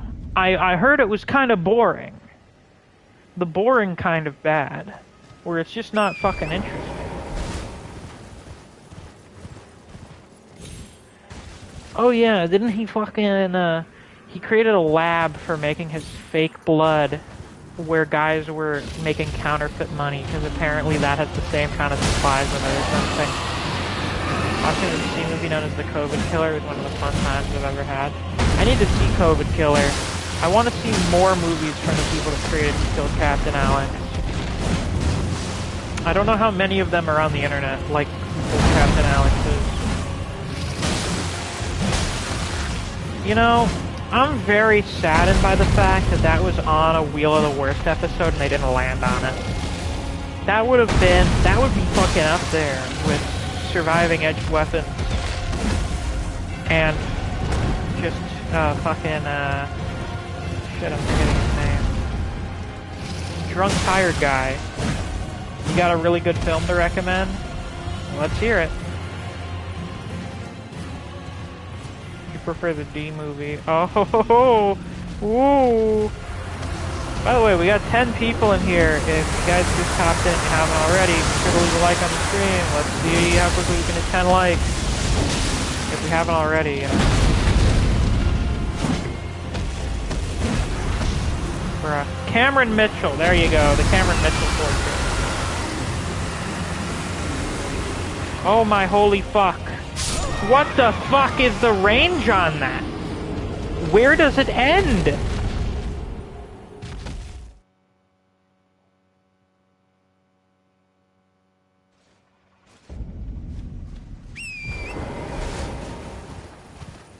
That is,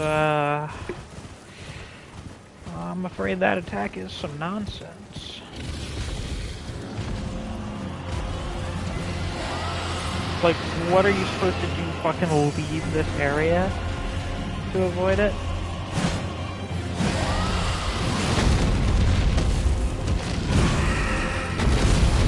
Alright, how do you guys feel about these dragon bosses being, in my opinion, pretty clearly designed to be fought on horseback? Because I don't really have an issue with that. Gotta have something for the horses to do. Putting the trailer in the Larky posting, excellent idea.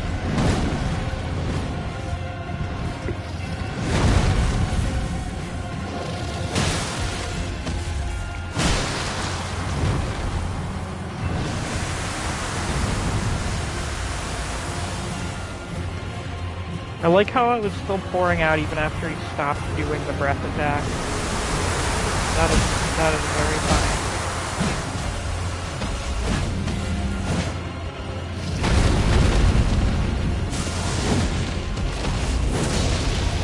Bruh. What the fuck?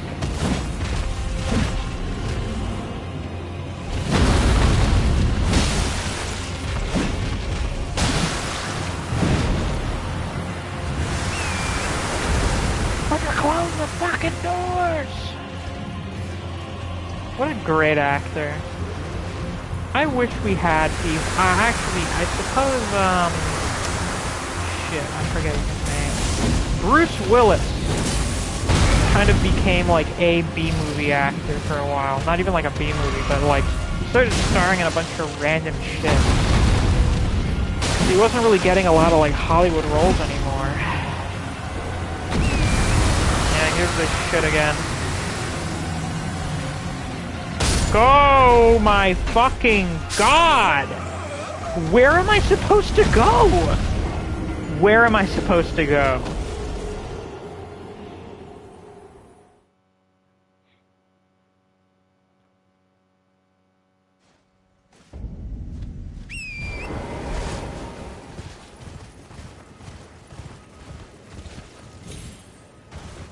That rain, I don't remember it being this stupid. Like, it just seemingly is infinite range now. This is not a good boss. X-Zyx is going down in my ranking.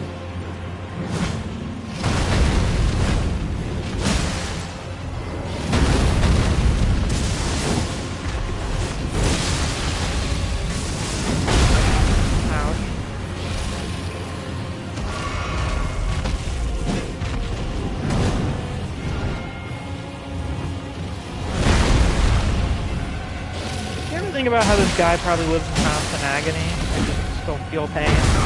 Like if he's still physically capable, his pain receptors are still functional. Oh, you motherfucker!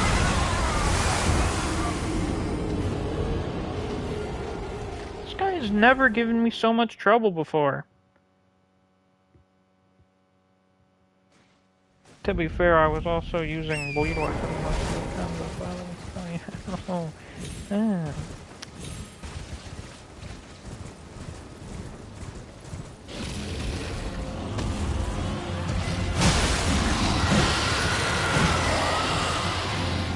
Come on, you big bitch.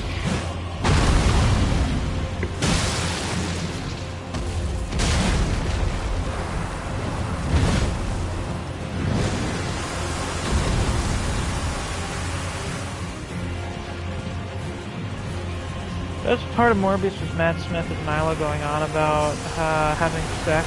Yeah, that was pretty deep. Brother.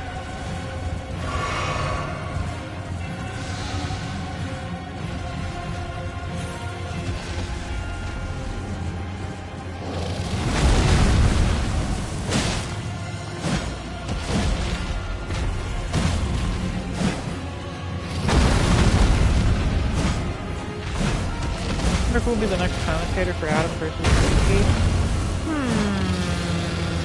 Good question. Let's see. Anyone important?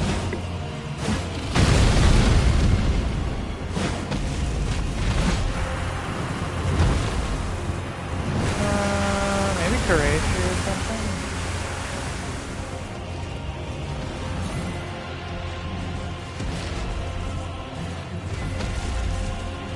Or just someone else from fucking shit. Unless they're gonna bring fucking Akoya out. Doraemon himself. Yeah, Doraemon himself will appear to deliver commentary on the match. Yeah, I didn't give a shit about this one either. Yeah, anyway.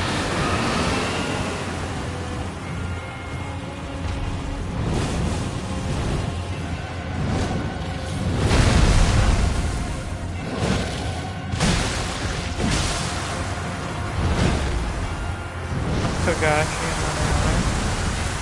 No, I'm pretty sure Togashi gives a shit. That's why he's back. Well, you know, he gives a shit again.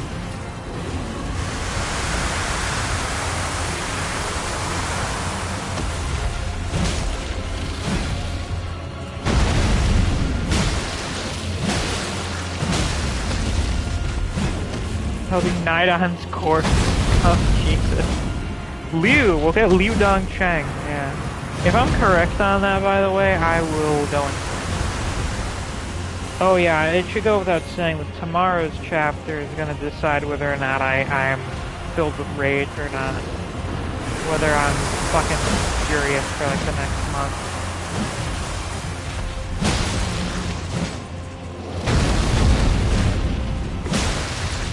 Let's go take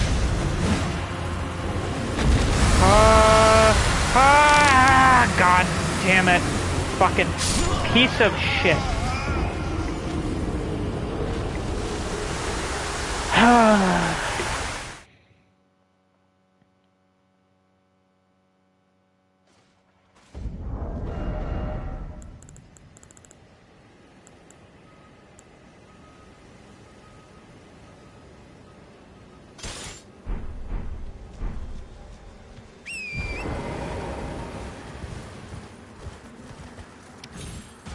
This is not the roadblock I expected.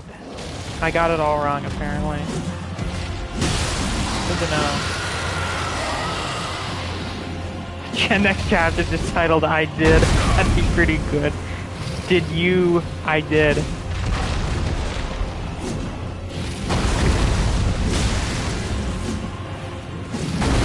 Try and get behind him? Why would I get behind him? You want to attack the dragons by the head, it does more damage.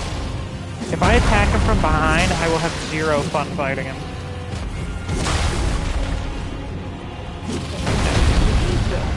Yeah!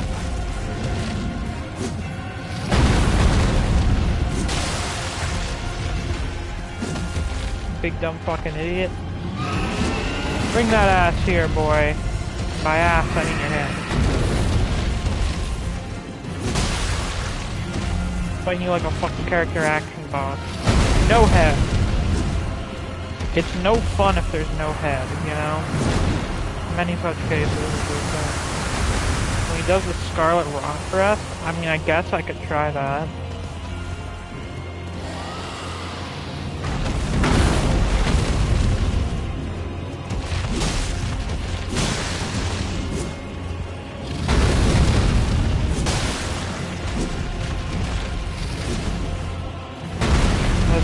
Beat the dragon, you would not do this. I am not fucking this thing.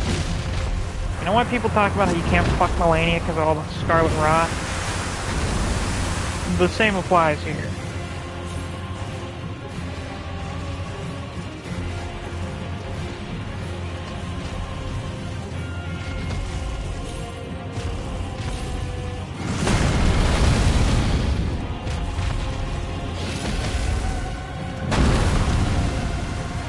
Or forgive me, can't is perhaps not the right word. Should not. Ever. But yeah, well you can, it's just super lethal.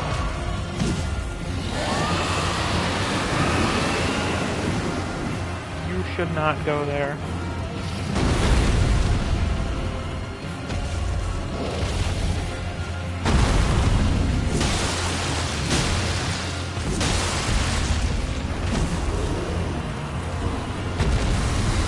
Fuck you. Look at that range!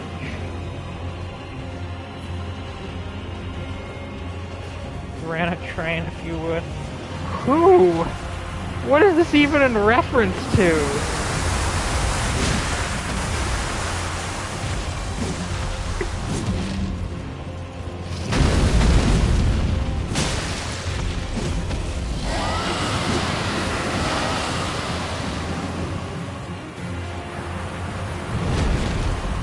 You have sex without a condom once in this video. Yeah, that's alright. That's why you'll use a condom. Don't need to be getting super mega fungus AIDS from some tall red-headed demi-goddess. Oh, Jesus fucking Christ. Oh my shit. Please die already. Please just fucking drop dead. I'm so sick of you right now. You stupid shit.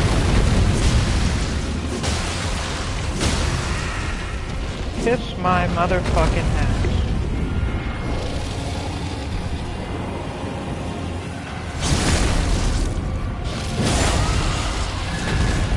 If future avatars the example dentist used, X-Leaks is the executive sex folk used. Did you just say sex folk? I have never heard someone say such a thing before. Shit!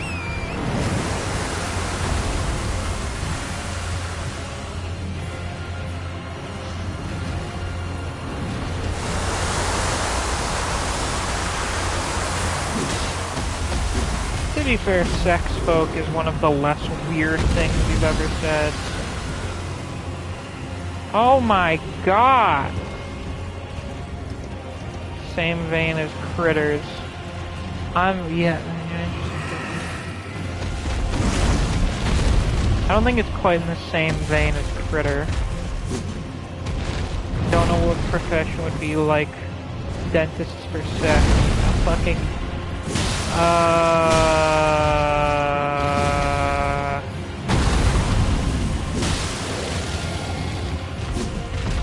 mean... Well, it's not exactly the same sorts of issues. I don't know, you have specialists. A dentist. Teeth are something that need attention a lot more frequently for, like, everyone. Oh, kiss my ass, you big bitch. Yeah, gynecologist for women, at least in one respect. Though, even then, that's just kind of like general health down there for them. Anyway, fuck you.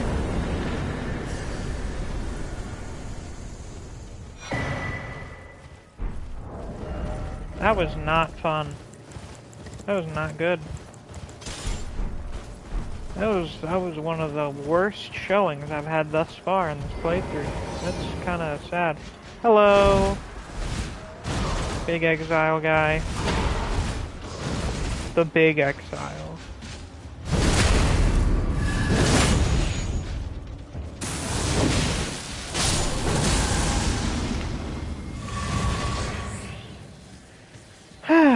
So, we have another Church of Dragon Communion. Because of course we do. It really does seem like just everything is here in Caelid. So we got the normal shit. Was the Gil's Flame back in the other one? Gil's Flame. Superior incantation of Dragon Communion. Channels the power of the flying dragon Agil. The dead gazed at the skies over the lakes of Limgrave, praying that the dragon's flames would burn them to ash. I mean, I guess that would presumably really be the only way left for you to die, given this situation.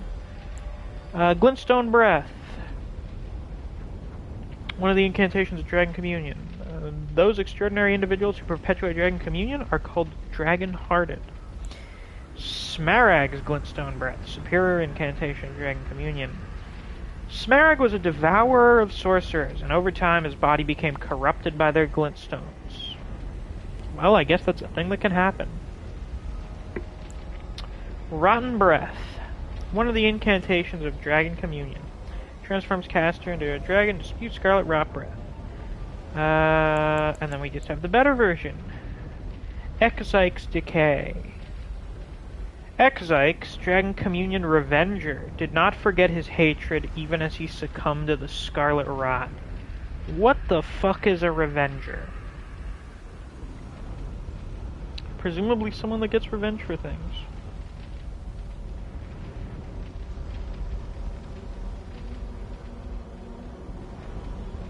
Have sex decay. Don't do that, actually.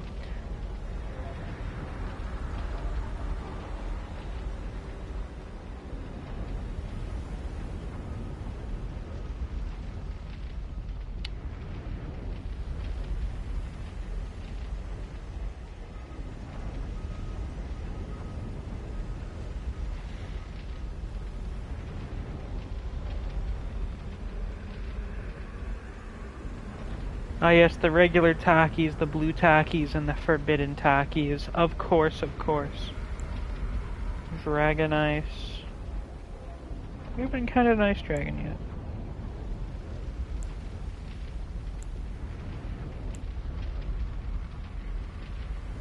Yeah, we'll get more lore from special versions of shit we get later.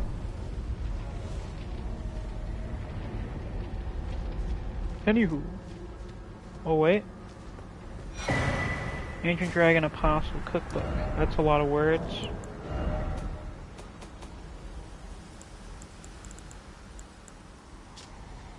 Dragon Wound Grease. Beautiful! That shit is great. That stuff is bopping.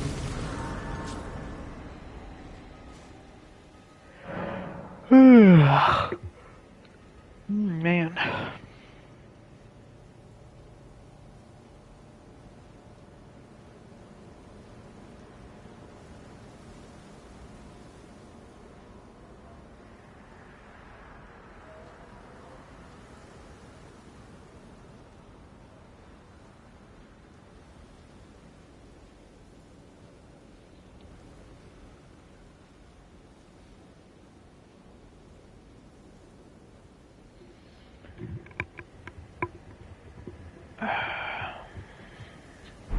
Anywho, I believe there should be a map around here. Yes, indeed. Ahem. Thank you.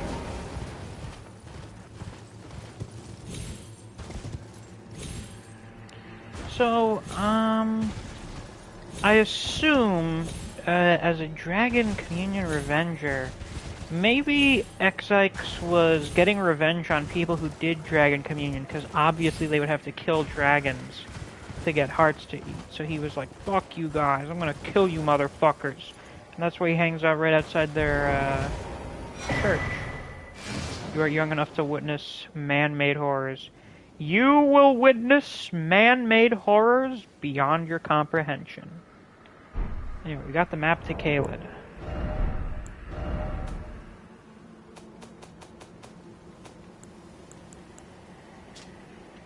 Caelid, known as the locale of the last battle between General Redan and Melania, Blade of Miquella, is a vast land consummately marred by Scarlet Rock. Hearing Apostle just made me think of Ultra Kill Act 2. I love the, which one is it? Is it Altar of Apostasy? The organ that Gabriel plays. It's quite delightful. I know, Fallen Angel, that's what it is. It's quite the banger, as the kids say. Alright, how many likes are we at? Only 6! We gotta pump those numbers up. We gotta pump those numbers up. Oh, hey, merchant. Ah, death. Buying or selling?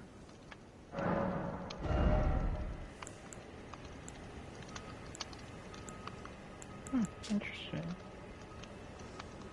Finally, example of their chieftain Horlu. The brave warriors of the Badlands shun excess adornment. Of course, of course. The Deathrite bird is near that giant skull. The Altar of Apostasy is, yeah, from 6-1. I'll take that. You well. Thanks. Before I should go any further, I should spend these runes.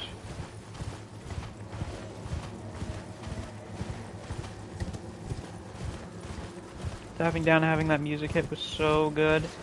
That is just the Ultra Kill experience. So down there, obviously, is Redmane Castle. And obviously, we're not going to do that this stream. We're going to save that for later.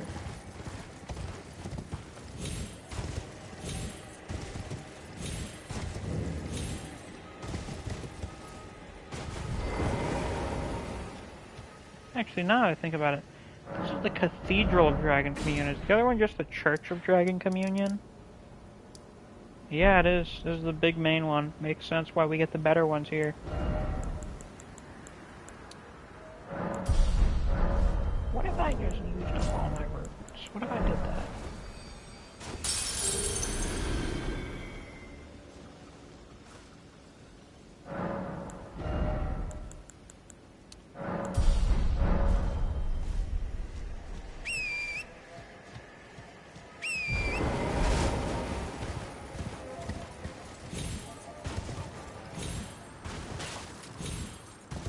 One thing that's a little bit fucked about Caelid is it's often kind of hard to tell what time of day it is here. Oh shit.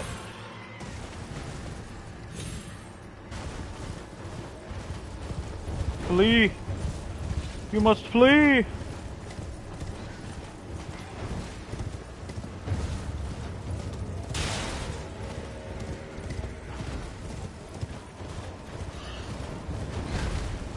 Oh my god! Oh my god!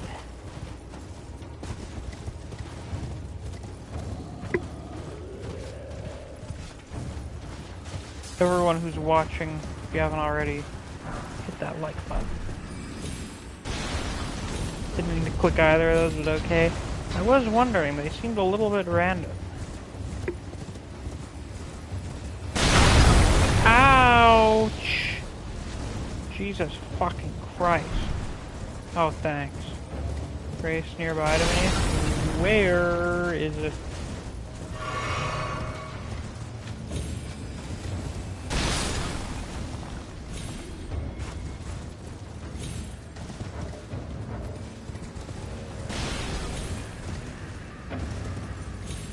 And there we go.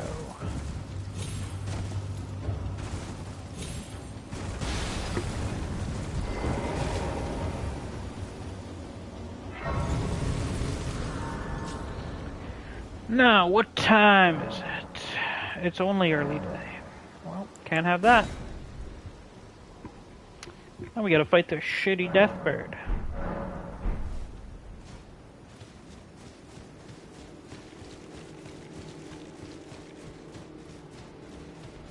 Yo, murder bird, I'm here to murder you. Oh, hey, man. Now let's get a look at those wings. No, fuck, come back here. Come back.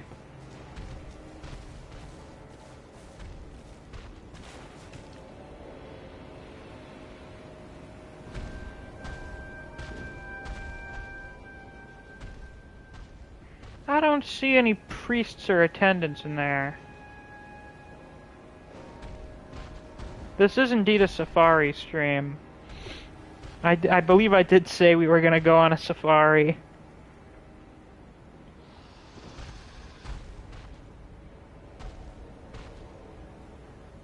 Yeah, those just look like big wings to me.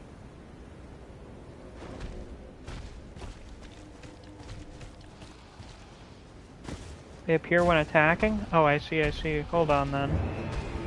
Hello. Oh! Oh, Jesus, fuck. Oh, God.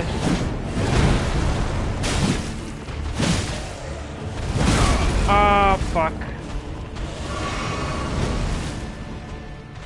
Oh, I see him now. That's sick as shit.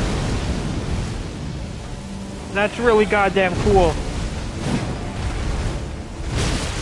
Shame this thing's moveset is kind of annoying.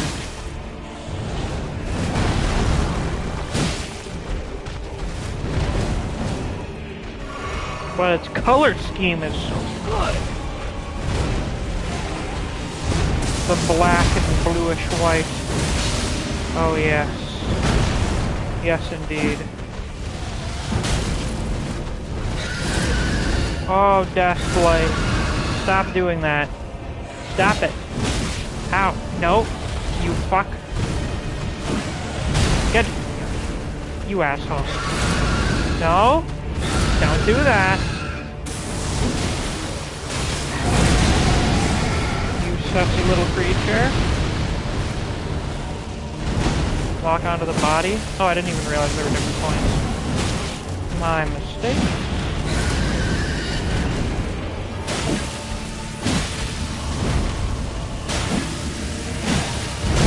Oh, wow. I got very lucky there.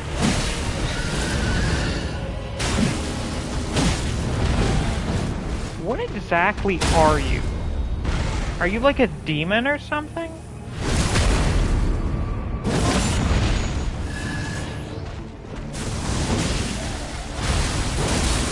Are you like the death outer gods equivalent to the Two Fingers? Oh shit! That was cool. Ow.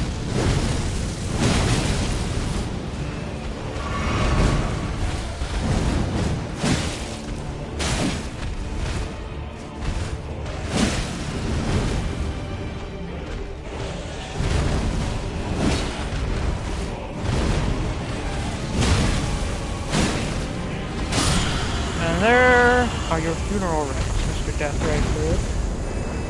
That's a very cool design, and like an okay boss, I guess. Death's Poker. Let's get a load of this thing. Whatever the hell it is. I can use it. Barbed rod carried by death birds. The birds are graveyard firekeepers. It is said they rake out the ashen remains of the dead from their kilns. Deathbirds were the creatures that would allow death in the lands before the Earth Tree, burning people with ghost flame. They were the children of the Twin Bird. What the hell is the Twin Bird? The servants of the Death God and actually more like angels. Fascinating. Let's take a look at this rod. Yes. Now.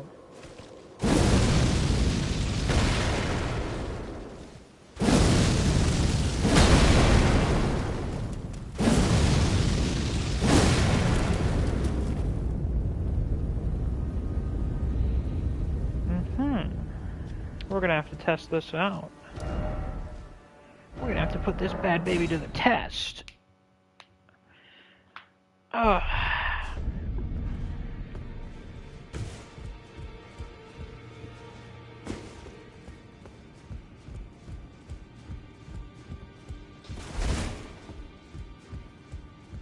Well, I took you for it no matter. It's lay out your arm.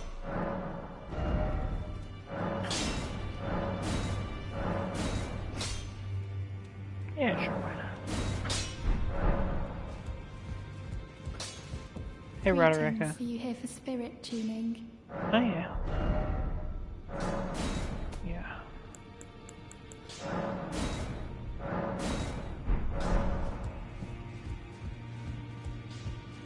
Well.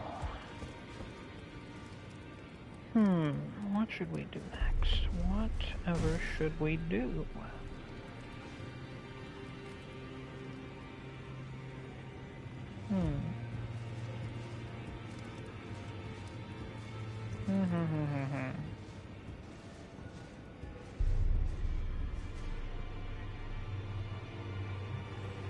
I mean, I suppose we could do some of the gallery stuff. Do I want to do that now? I am a little tired, but we haven't been streaming for that long. It's only been like 2 hours. Yeah, we'll do the swamp. Why not? Why not? We'll do the Ionian swamp.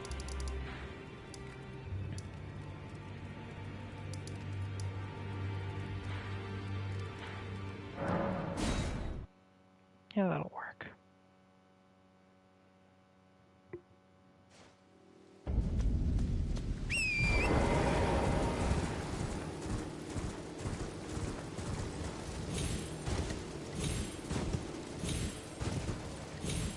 So here we are at the gates of Celia, a place that exists. Considering Celia is seemingly a town for magical assassins, this is definitely leading more credence to Caelid just being that place where really fucking dangerous people go. Makes sense you would train assassins in a place that's essentially a fucking death zone. Stop by the shack. Sure thing.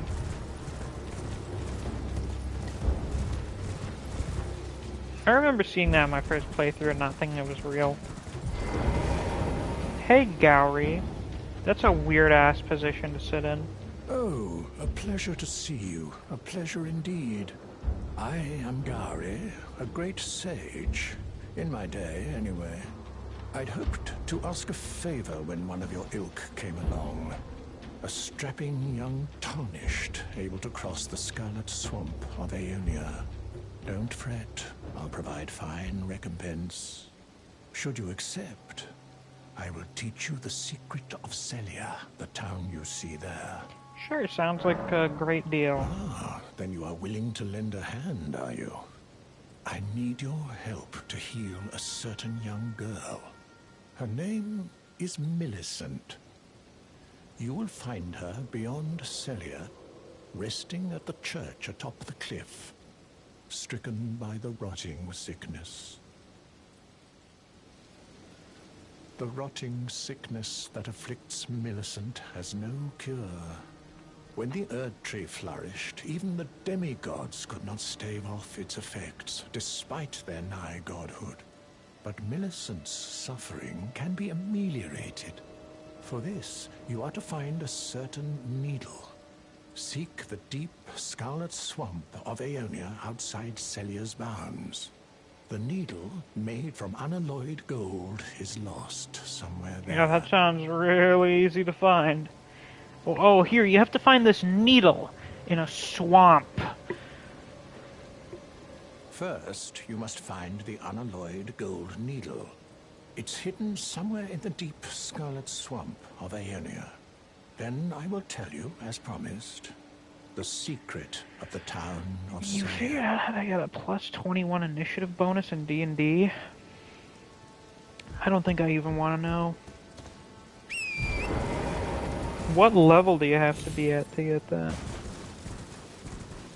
I mean, that sounds a little, oh, crap, shit. Now, where is this first bloom? Is this supposed to be where the bloom is, even though I think it's the second bloom? Because this looks like wood, not the flowers. The swamp of Ionia.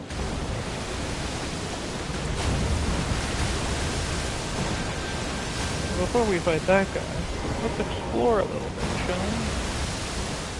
Look around a little.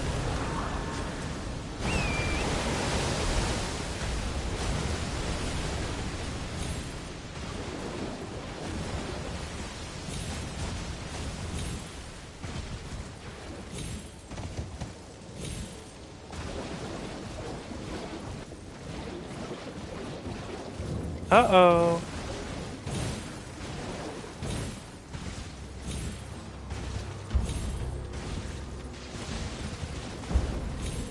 I see that little symbol over there. Where the fuck is she?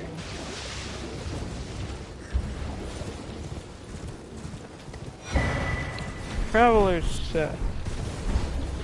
The Perfumer's Garb. Garb of a traveling perfumer of no renown. The thick front apron, the badge of a perfumer, has been replaced with a more simple one made from soft leather. So this was apparently a town around here at one point, and well, it's clearly not much of one anymore.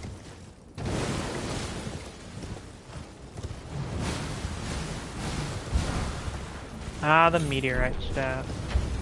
A fucking great staff.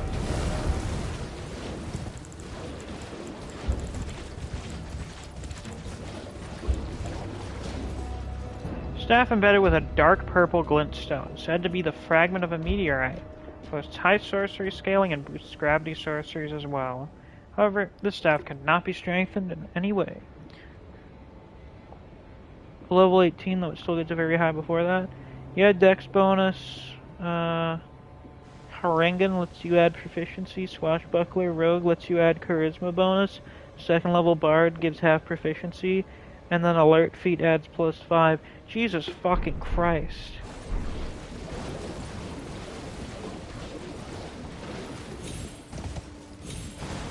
That's cracked. Where the fuck does Millicent show up?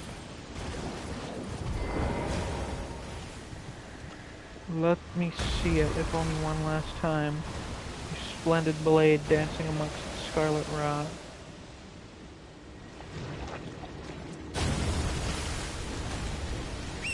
Hey, we got 10 people in here. Hello, everyone. If every single one of you hit that like button right now, we'd hit 10 likes instantaneously.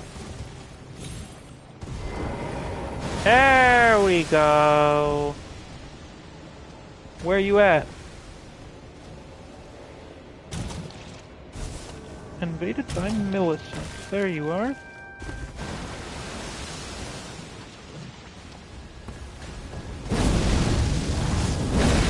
Ah!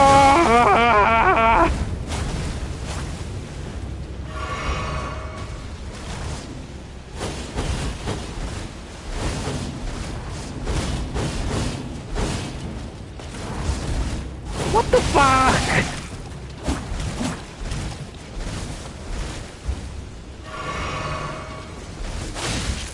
Yes, thank you. Do something else.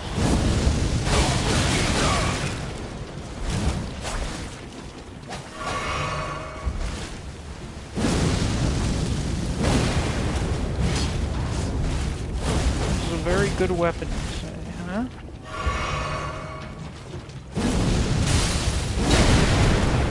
Oh, I see it now. Very good, very good.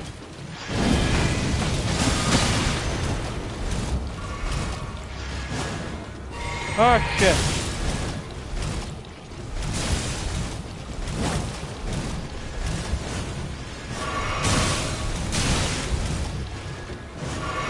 Gentlemen, could you please leave me the fuck alone?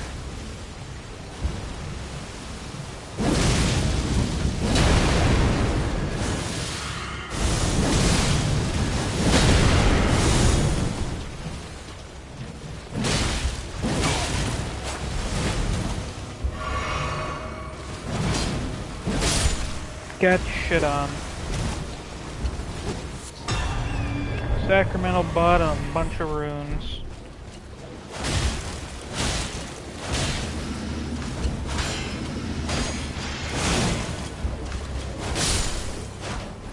Give me item? Oh, cool.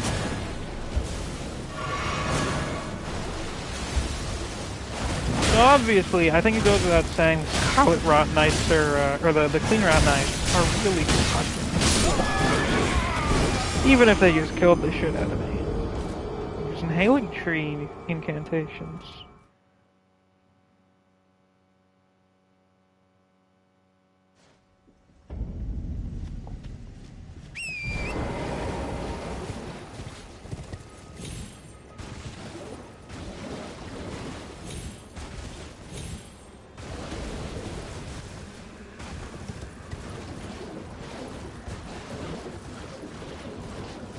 I have to wonder, how many guys in Redan's army basically used miniature versions of the swords? Because we see quite a few of them around here. Yet we never see any of his soldiers using them.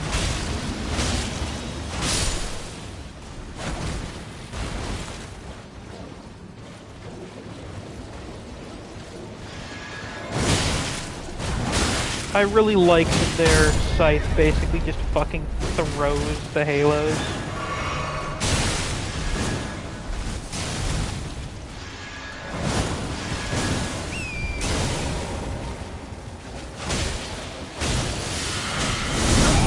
Ouch.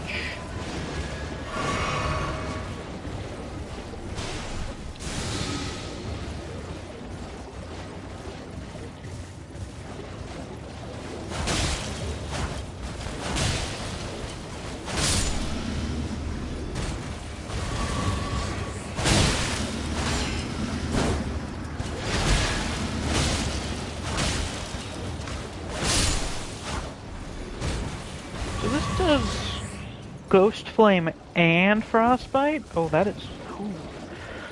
Ooh, that is very good, actually. So what, someone said that, what, this is supposed to be the big bloom? I mean, like, I guess it could be? If it's the heart of the Swamp of Ionia, I suppose it is. But, like, it doesn't really look like the other blooms do. There he is there. Yeah, she has waterfall.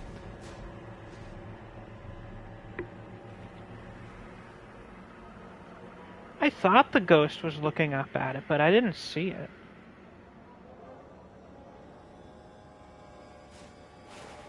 Hold on, let me go over to where they were again and see if I can find it.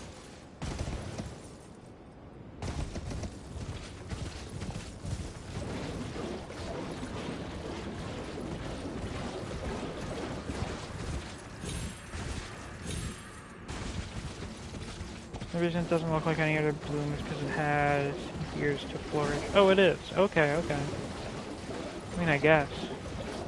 Kinda looks like shit. Doesn't seem as promising as the initial bloom makes it seem.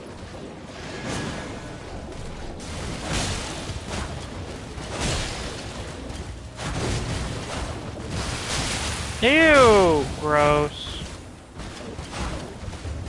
Never seen them do that before. That's a new one.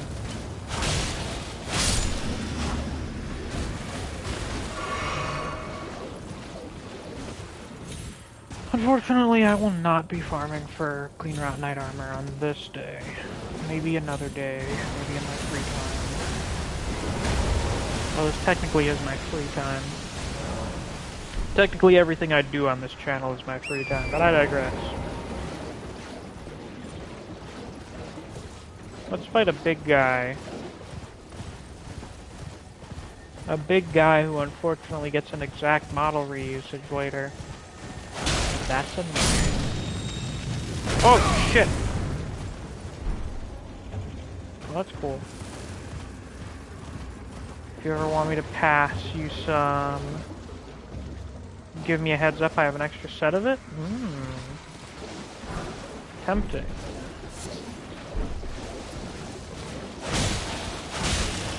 The Spaghetti Sauce Brigade. That's a good name for him. Oh, wait, hold on. No, just for this.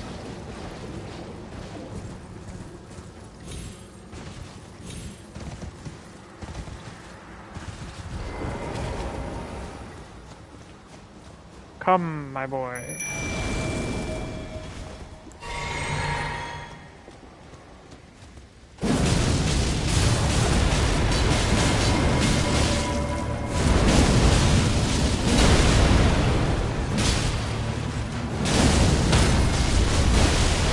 Oh my god, I'm... Whoa! Whoa! Whoa! Whoa, whoa, whoa, whoa.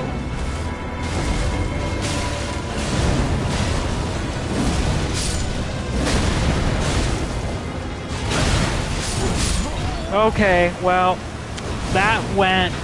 Wow, that was something.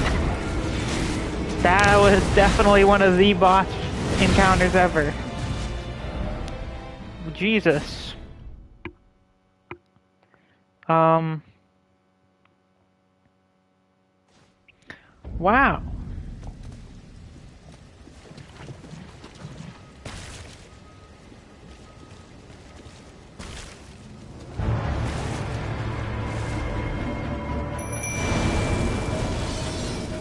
Yeah, I'll let you handle these users.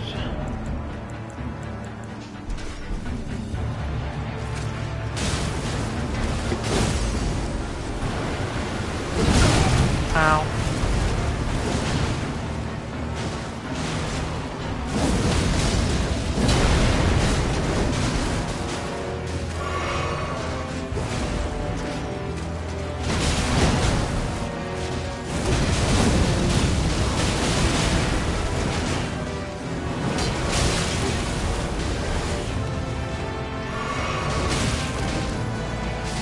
Wow, Oluk, did Oluk just fall through the earth?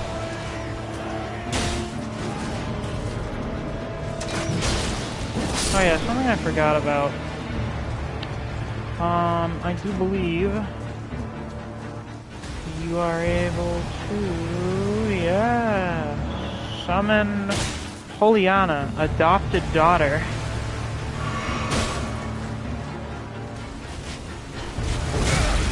I love the delayed attacks. Fuck yeah, bitch.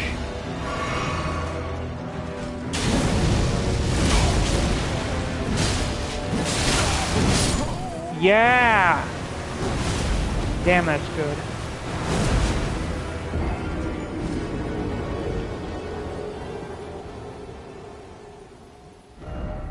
Yeah, let's not use this Take America. Because then I can, I think, sneak in. A little bit. A kinda. A smidge.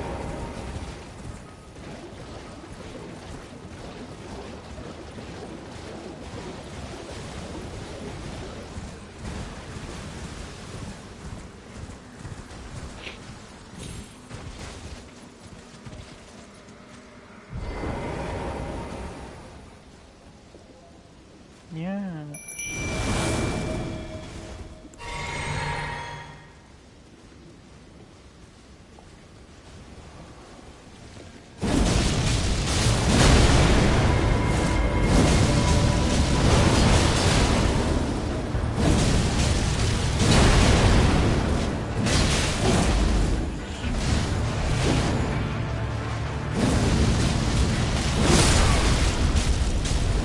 Oh! Shit.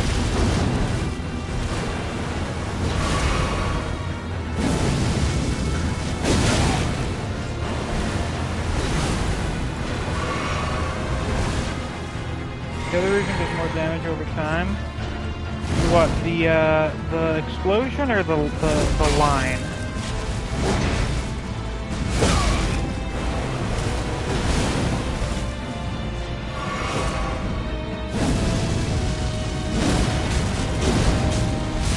Yeah, that one, yeah. Yeah, that makes sense. And that one seems a lot more easy to abuse, doesn't it? Especially when the boss is gonna walk towards me.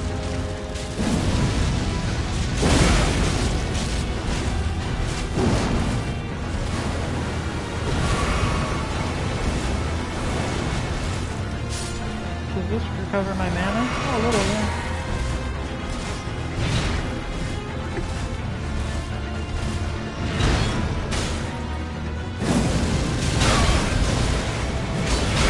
Oh, god damn it. Fucking hate summons. Summons, just so you know, are most definitely the cheapest way to make a boss difficult.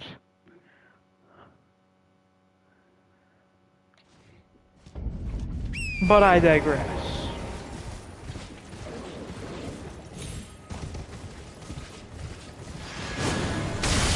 Ouch.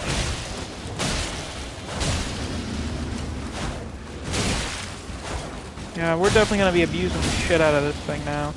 And we thought my weapon art spamming from the end of the first playthrough was bad. You haven't seen anything yet.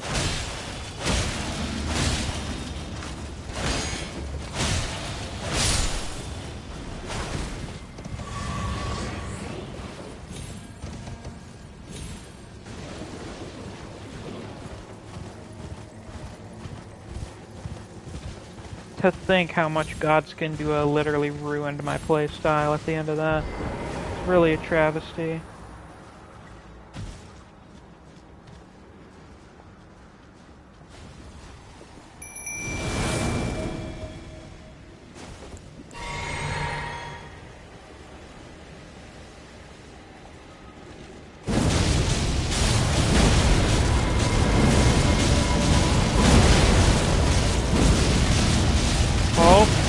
How quickly can we cheese him to death?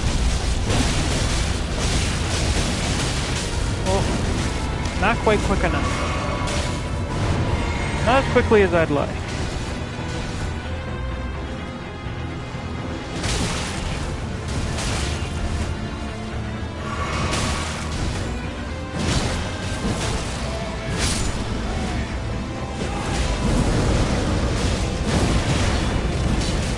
Commander, aha, get fucked.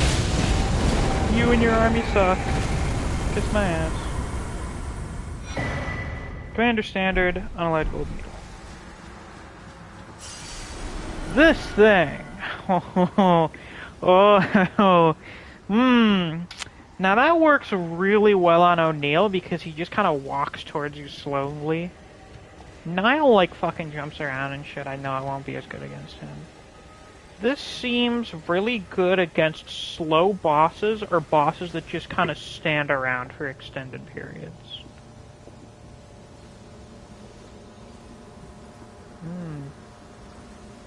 I dig it. I dig it. To think there's so many cool things that just don't really get touched because of the katana meta. O'Neill, become my commander once more. Yeah, or really big bosses. That too. That too. The Commander's Standard.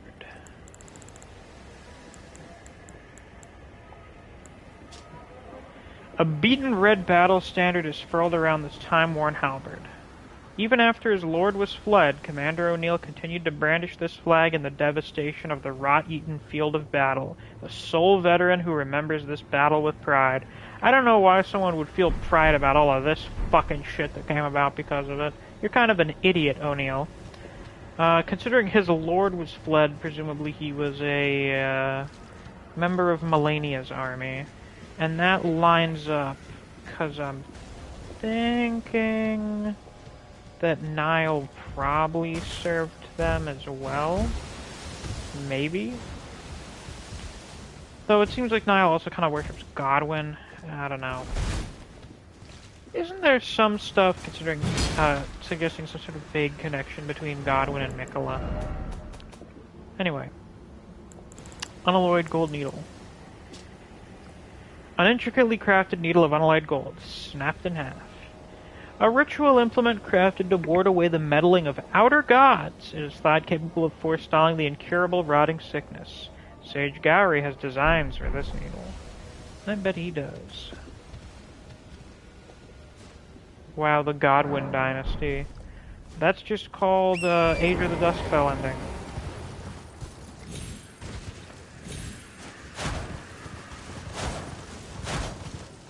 Miquella was Godwyn's favorite sibling, and Miquella was trying to bring his soul back. Yes, I see. All makes sense.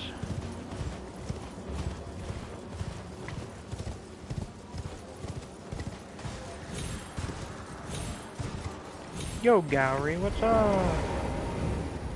Oh, you found the unalloyed gold needle. As promised, I've detailed the secret of Celia right here. Go on. It's yours. Hey. Celia's now secret. let me have a look at the needle.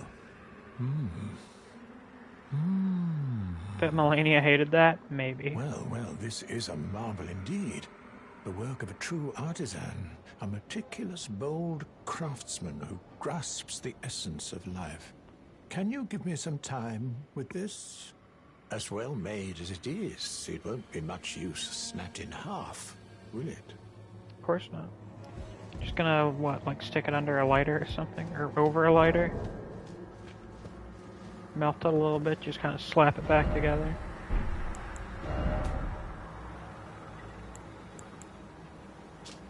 Celia's secret. Note given by Sage Gowry detailing the secret he promised.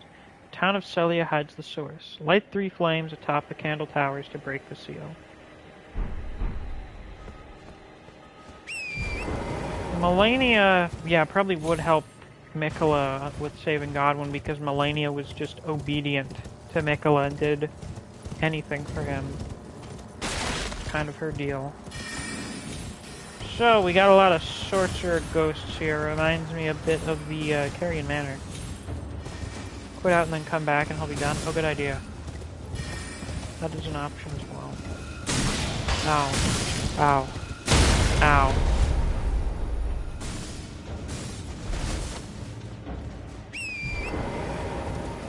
I like the contrast that the purple and blue have against all of the red and orange.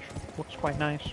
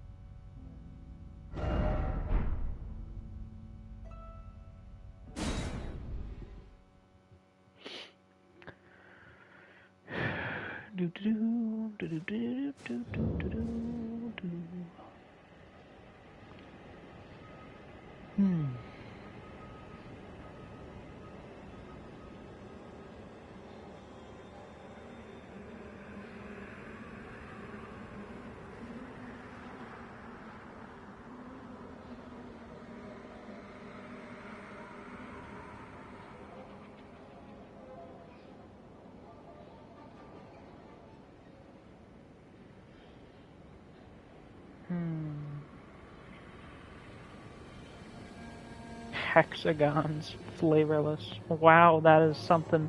That is definitely fucked up food. should probably kill Gowry later on, not now, of course, primarily before completing Millicent's questline. Yeah, I intended to at some point. I have awaited your return. The needle is repaired. Now it will forestall the rotting sickness, I'm sure. That's great. Will you give it to the girl, Millicent? Sure, why not? I will reward you in kind. Millicent rests at the church atop the cliff beyond Celia, the town yonder. Tended to by the witless pests who worship her, or rather her rotting sickness, as a god.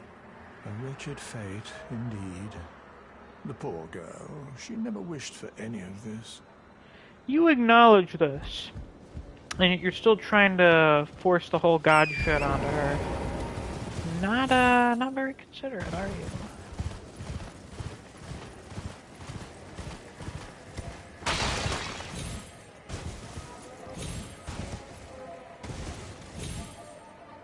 Big dung. Ow. It is aggressive, I say after I am the first one to attack.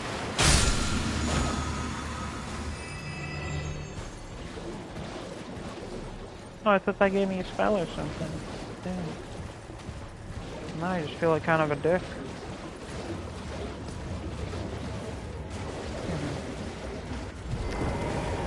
Alrighty. So as I mentioned earlier, Celia has the night magic, which seems to be magic intended for like stealth and assassinations. Certainly an interesting place to put what I guess would maybe be considered like a fucking off-branch of the academy. Because I mean, they've got like the conspectus crowns and everything. So clearly there is indeed a connection. I'm thinking this is quite literally a case of, oh yeah, you want to go to Raya Lucaria, but you live in Caelid. Commuting takes way too long and is way too expensive. Fortunately for you, we have a branch campus right there in Caelid. It's called Celia. There's a theory that the beetles are the eyes for Gideon, because you can't find any of those dung beetles in Mogwin Palace or the Halig Tree. Oh, hold on a second. Didn't we get some lore on the scarabs? Yeah, scarabs roll clumps of sorcery during their labors. Oh, and it has an eye on its back. Oh, you motherfucker. Ooh, I like that. I like that. That's clever. I never would have thought of that. Yeah, the Raya Lucaria Community College.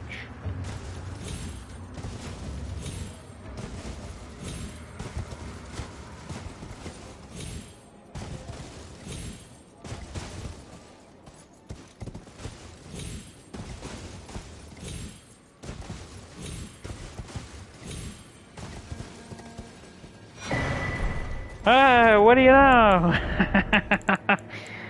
We got the Glintstone and the Cerulean. Nice, nice. What a fucking coincidence.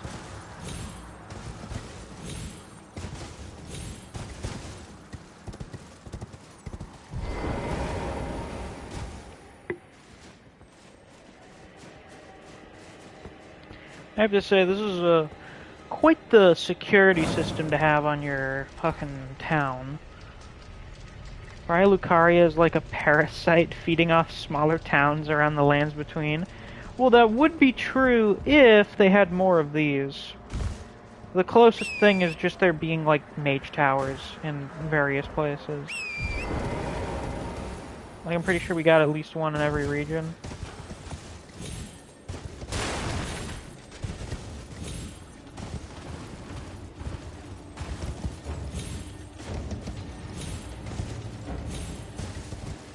Though parasitism does seem to be a bit of a theme in this game.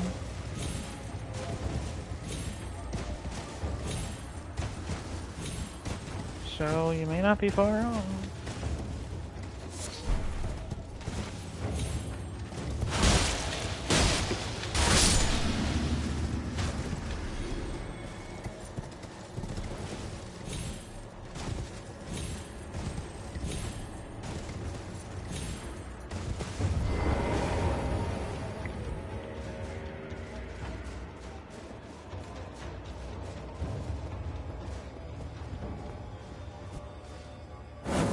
What is this funny message? Ah, fire. Yes. Roasted chestnuts on an open fire. And I believe the last one's over there.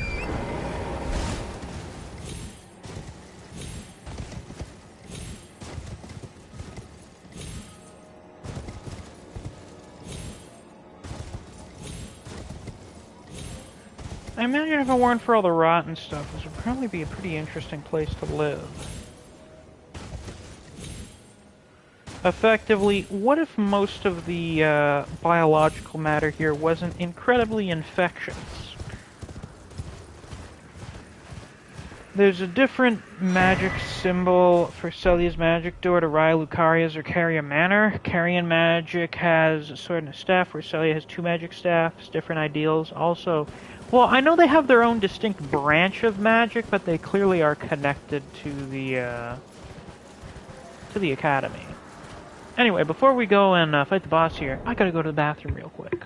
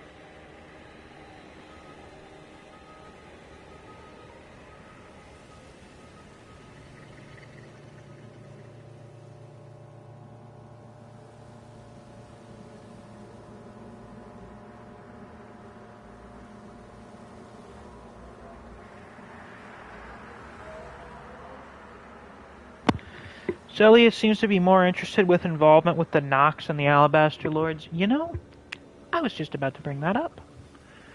Celia does have some Nox folk living in it, which is interesting given that they are from the, the eternal cities of everlasting night, and they do night sorceries.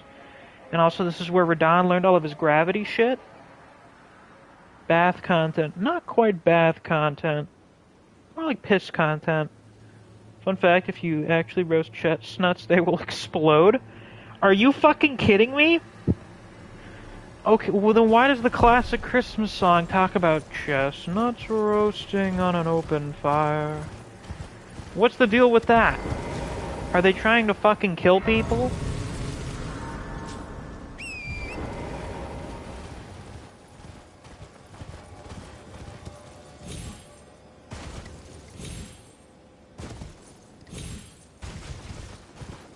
The conclusion that John Owl has levels in Echo Knight with his weird owl spirit thing.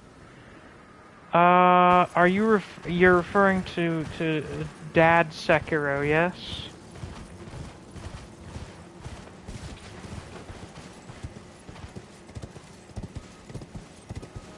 Well, considering he's able to teleport with it, yeah. Are you fighting Owl Father? I didn't realize you had beaten Guardian Ape and then normal Owl. Or are you just watching gameplay of him or something? Just watching gameplay, I see.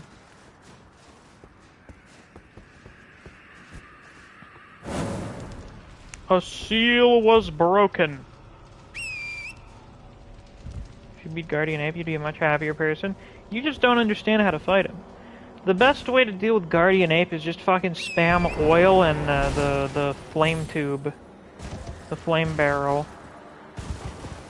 Like, just do a shitload of physical damage and fire for his first phase. And then you can fight him like a normal boss in the second phase. Second phase is way easier. Also, Oluk is getting a shitload of usage today. Caelid has so many gank buffs. It's kind of disgusting, really. Not very good. Not a good look at all, if you ask me.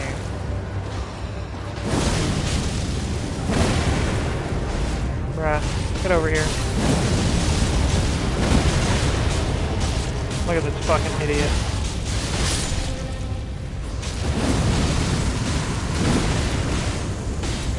I'm gonna abuse this thing to no end. I hope you all know that. You've unleashed a great, terrible power by telling me to use this weapon.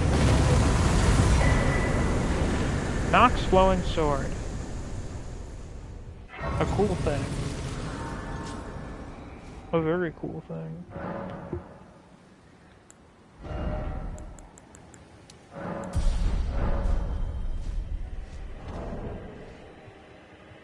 Exploding chestnuts for Christmas. That sounds great.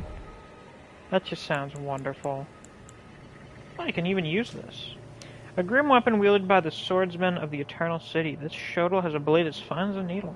Forged from the liquid metal of a silver tear, it is thoroughly tempered until hardened.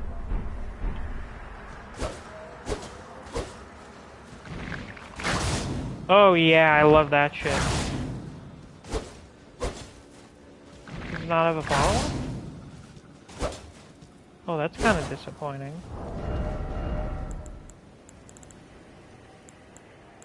I see why such an interesting sounding weapon is not used that much. Not that interesting in practice. Doesn't flow well, despite the name. Where the fuck is my poker?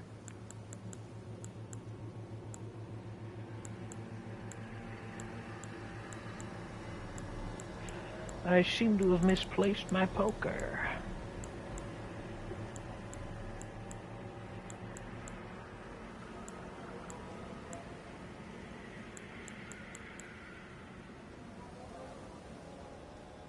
There it is.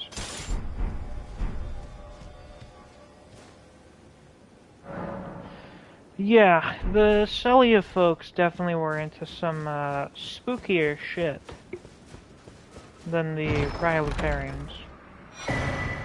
Lusat's Glintstone Staff.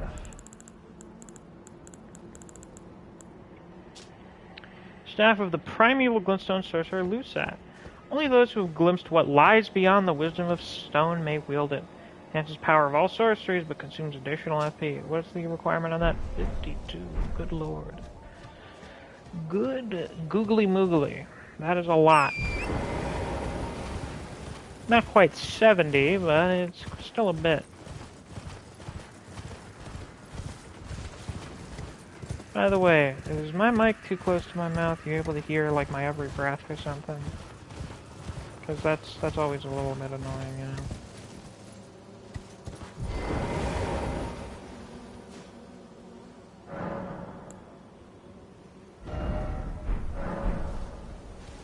It's at a good distance? Okay, good.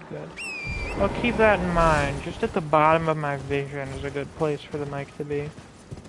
Now this place is funny. What the fuck is... Oh, why was it just floating around everywhere? Okay, that was not the reason I was going to give for this place being funny.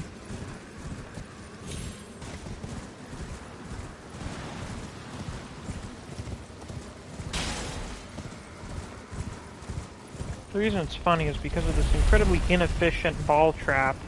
A ball trap in an area where you have all of the room in the world to go around it.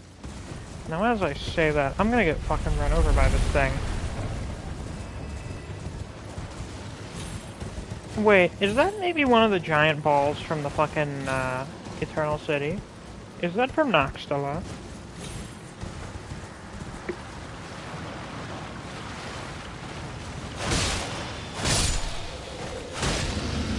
I feel like using the death poker on these guys is, actually quite fitting.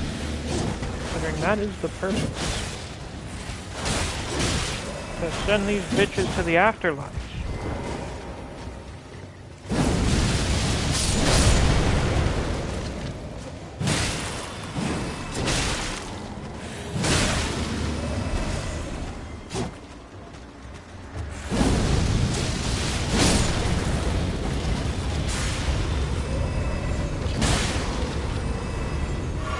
Yeah, this thing slaps. I have nothing else I can say about it.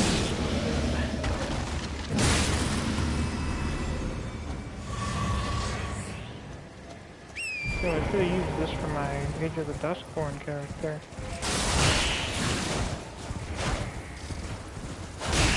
No, that was the god slaying build.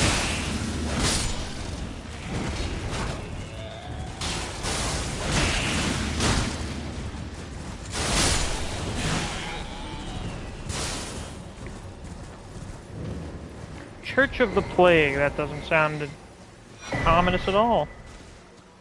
Hello, Millicent.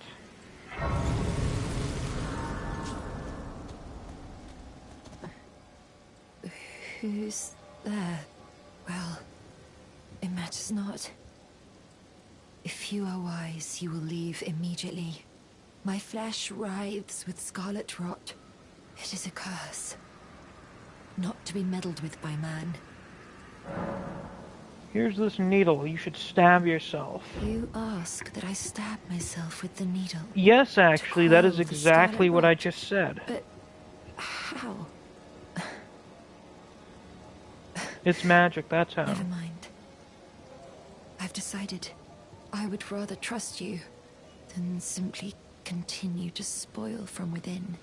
Would you mind averting your eyes for a moment? Yeah, that's fine. Needles make me squeamish anyway.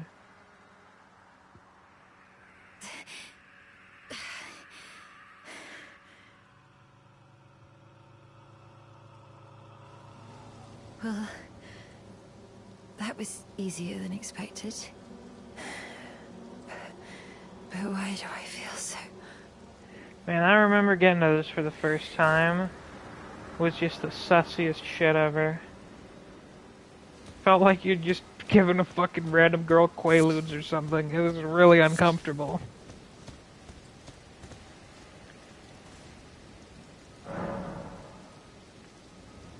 And then she's up, and her arm's gone. Disease worship is a real thing, by the way? Oh, I'm sure it is. It's insane. But I don't doubt its realism. Yeah, I guess she decided to, chop her own arm off. I hoped to see you again. I was literally sitting right there. For when last we met. I was literally just sitting here this whole time. Everything I have was as you vaccines, am I right, said. Fellas? Of course, of course. Since inserting the needle, the scarlet rot has ceased to writhe. That's great, Even the that's nightmares have fantastic. abated. And now, though I can scarcely believe it myself, I can move as I please. Not that I could ever truly repay you, Of course but not. I would like you to have this, by way of thanks. A token though it is. Prosthesis wearer heirloom. I wonder who you might be related to. I'm considering leaving. On a journey. With the needle buried in my flesh, I've started to recall, but dimly, my destiny. It's all thanks to you. My name is Millicent. I pray fate permits us meet again. Yeah, Millicent has a very good story. And even though its ending is not happy, it's a pretty good ending. In terms of, like, writing and stuff. Inheriting the trait of being an amputee. Of course, of course. Well, you know, considering Scarlet Rock was something that, Melania was born with. Shame you can't summon her to fight Melania. I was just thinking about that. What a missed opportunity. It'll make the fucking thing easier for offline players. Notably, seems to be in the same style as the Two Fingers heirloom, which to me suggests that they were probably made by similar creators. Prosthesis wearer heirloom, talisman engraved with a scene from a heroic tale. Raises dexterity. Though born into the accursed rot, when the young girl encountered her mentor and his flowing blade, she gained wings of unparalleled strength. So yeah, Melania met some foreign swordsman, who might be blind, by the way. I forget. There was something we found that suggested a blind swordsman, did it not?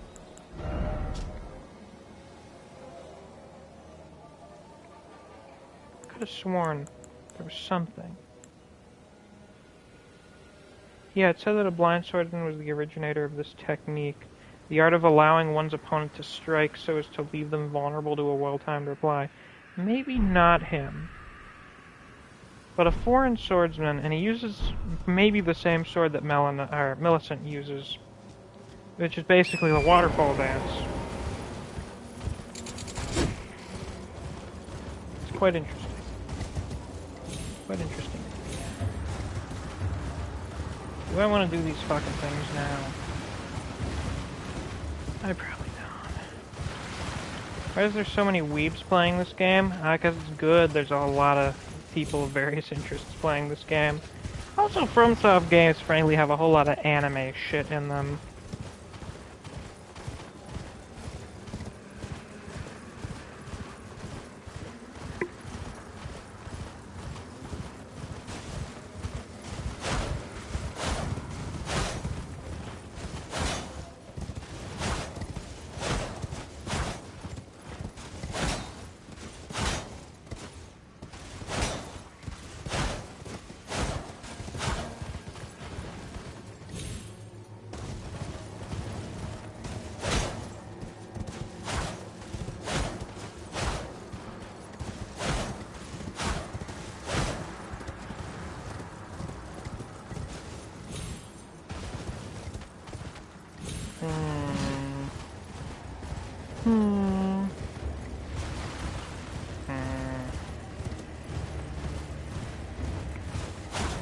Oh, there it is. Yeah, I found the cave. Celia Hideaway. We won't see Lusat yet, because I think I'm going to wait to do that until the Selen quest line. But the boss in here do be shitting. As in, it's really shit. It's really bad. We've encountered a lot of bad bosses this stream. You know why they're all bad? Because they're fucking lazy. Hello?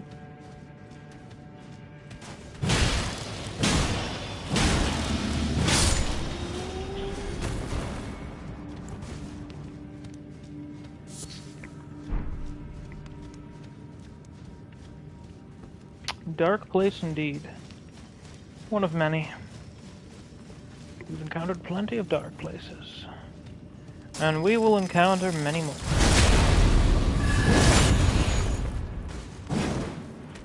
This is the cave with the legendary shit in it, yes. And there's literally a primeval sorcerer in here.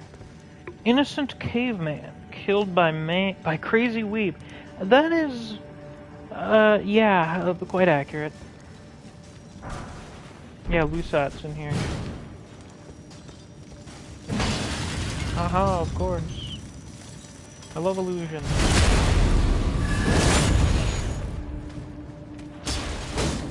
Oh, that's what the charged R2 looks like. Interesting. That feels fairly unique. I think Lusat left his nuts out when he got scrongled. I'd say there's like a non-zero chance of that happening.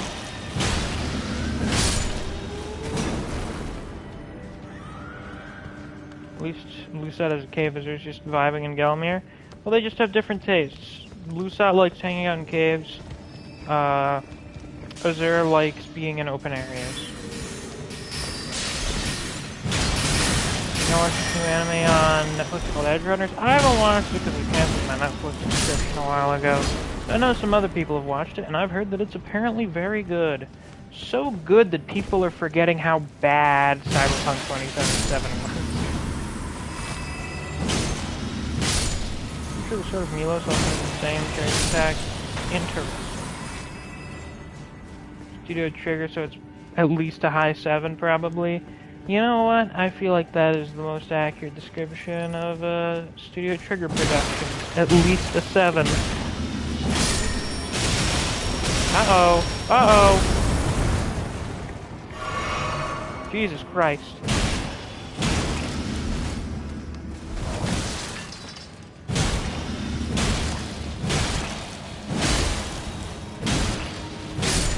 Man, this guy was just taking a beating. My god.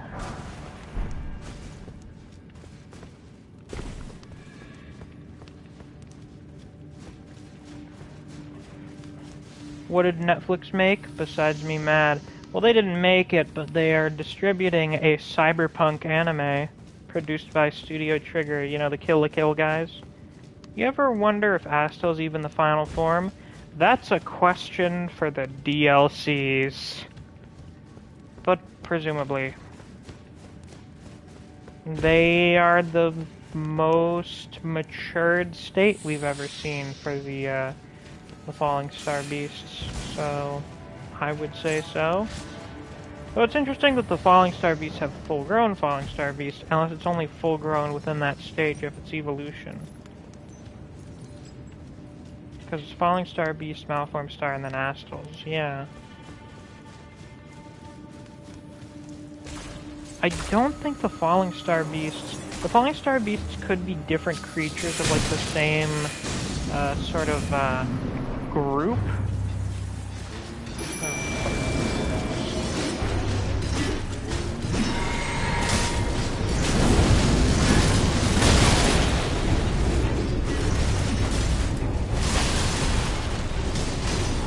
It's a 3-guy fight. Yes, indeed.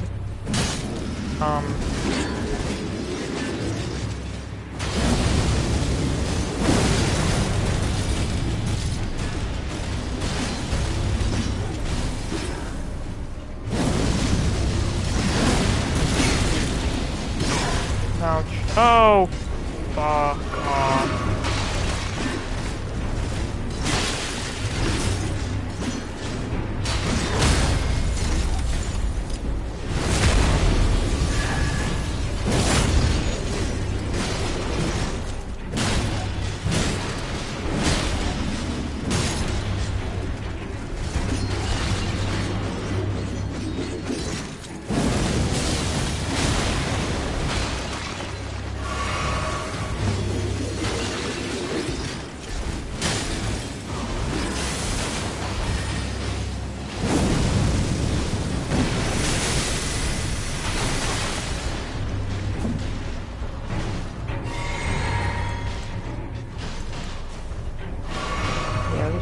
Shit.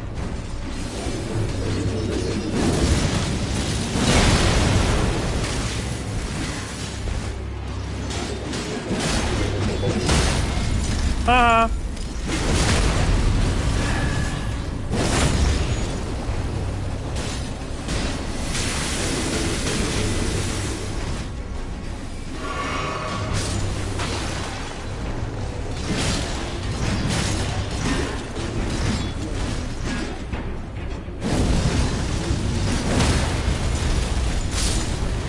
Get shit on, idiot.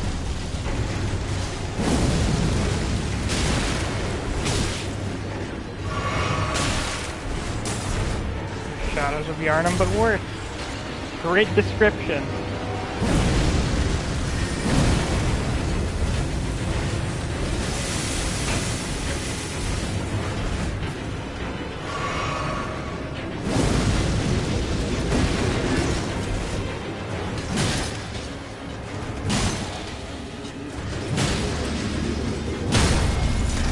Fuck you. Shit. Well, this is going remarkably well for such an infamous gank.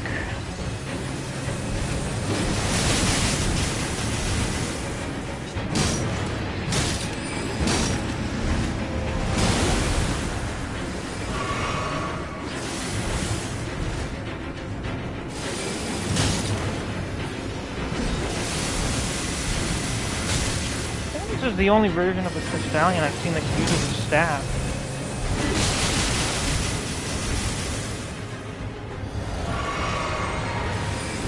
Alright, there we go. Let's not fuck it up now.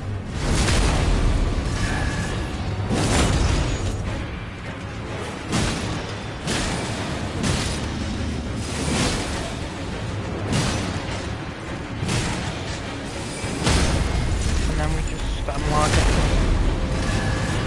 I'm sure all of you observing can see why this is just not really a good boss.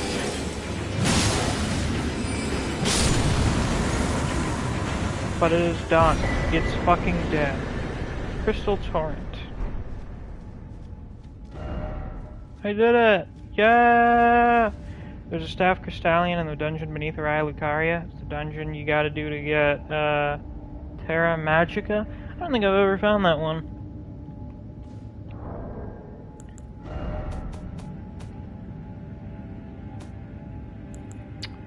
Let's see. Crystal Torrent. Sorcery of the Mysterious Crystallians. Creates a massive crystal, then fires off shards in rapid succession. Hold to continue firing shards. The wrath of the Crystallians encapsulated in sorcery. Each shard is of substantial size, making even a stray blow capable of inflicting a severe wound. This Crystal Torrent is busted, I believe. Good to know. Good to know.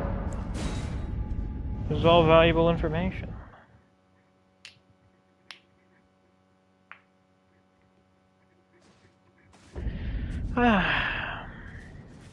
We'll go get Lusat later, I guess.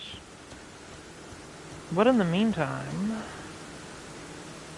I think that's pretty much... Did I find Lusat? Not today. We'll go look for him later. Hello, bitch!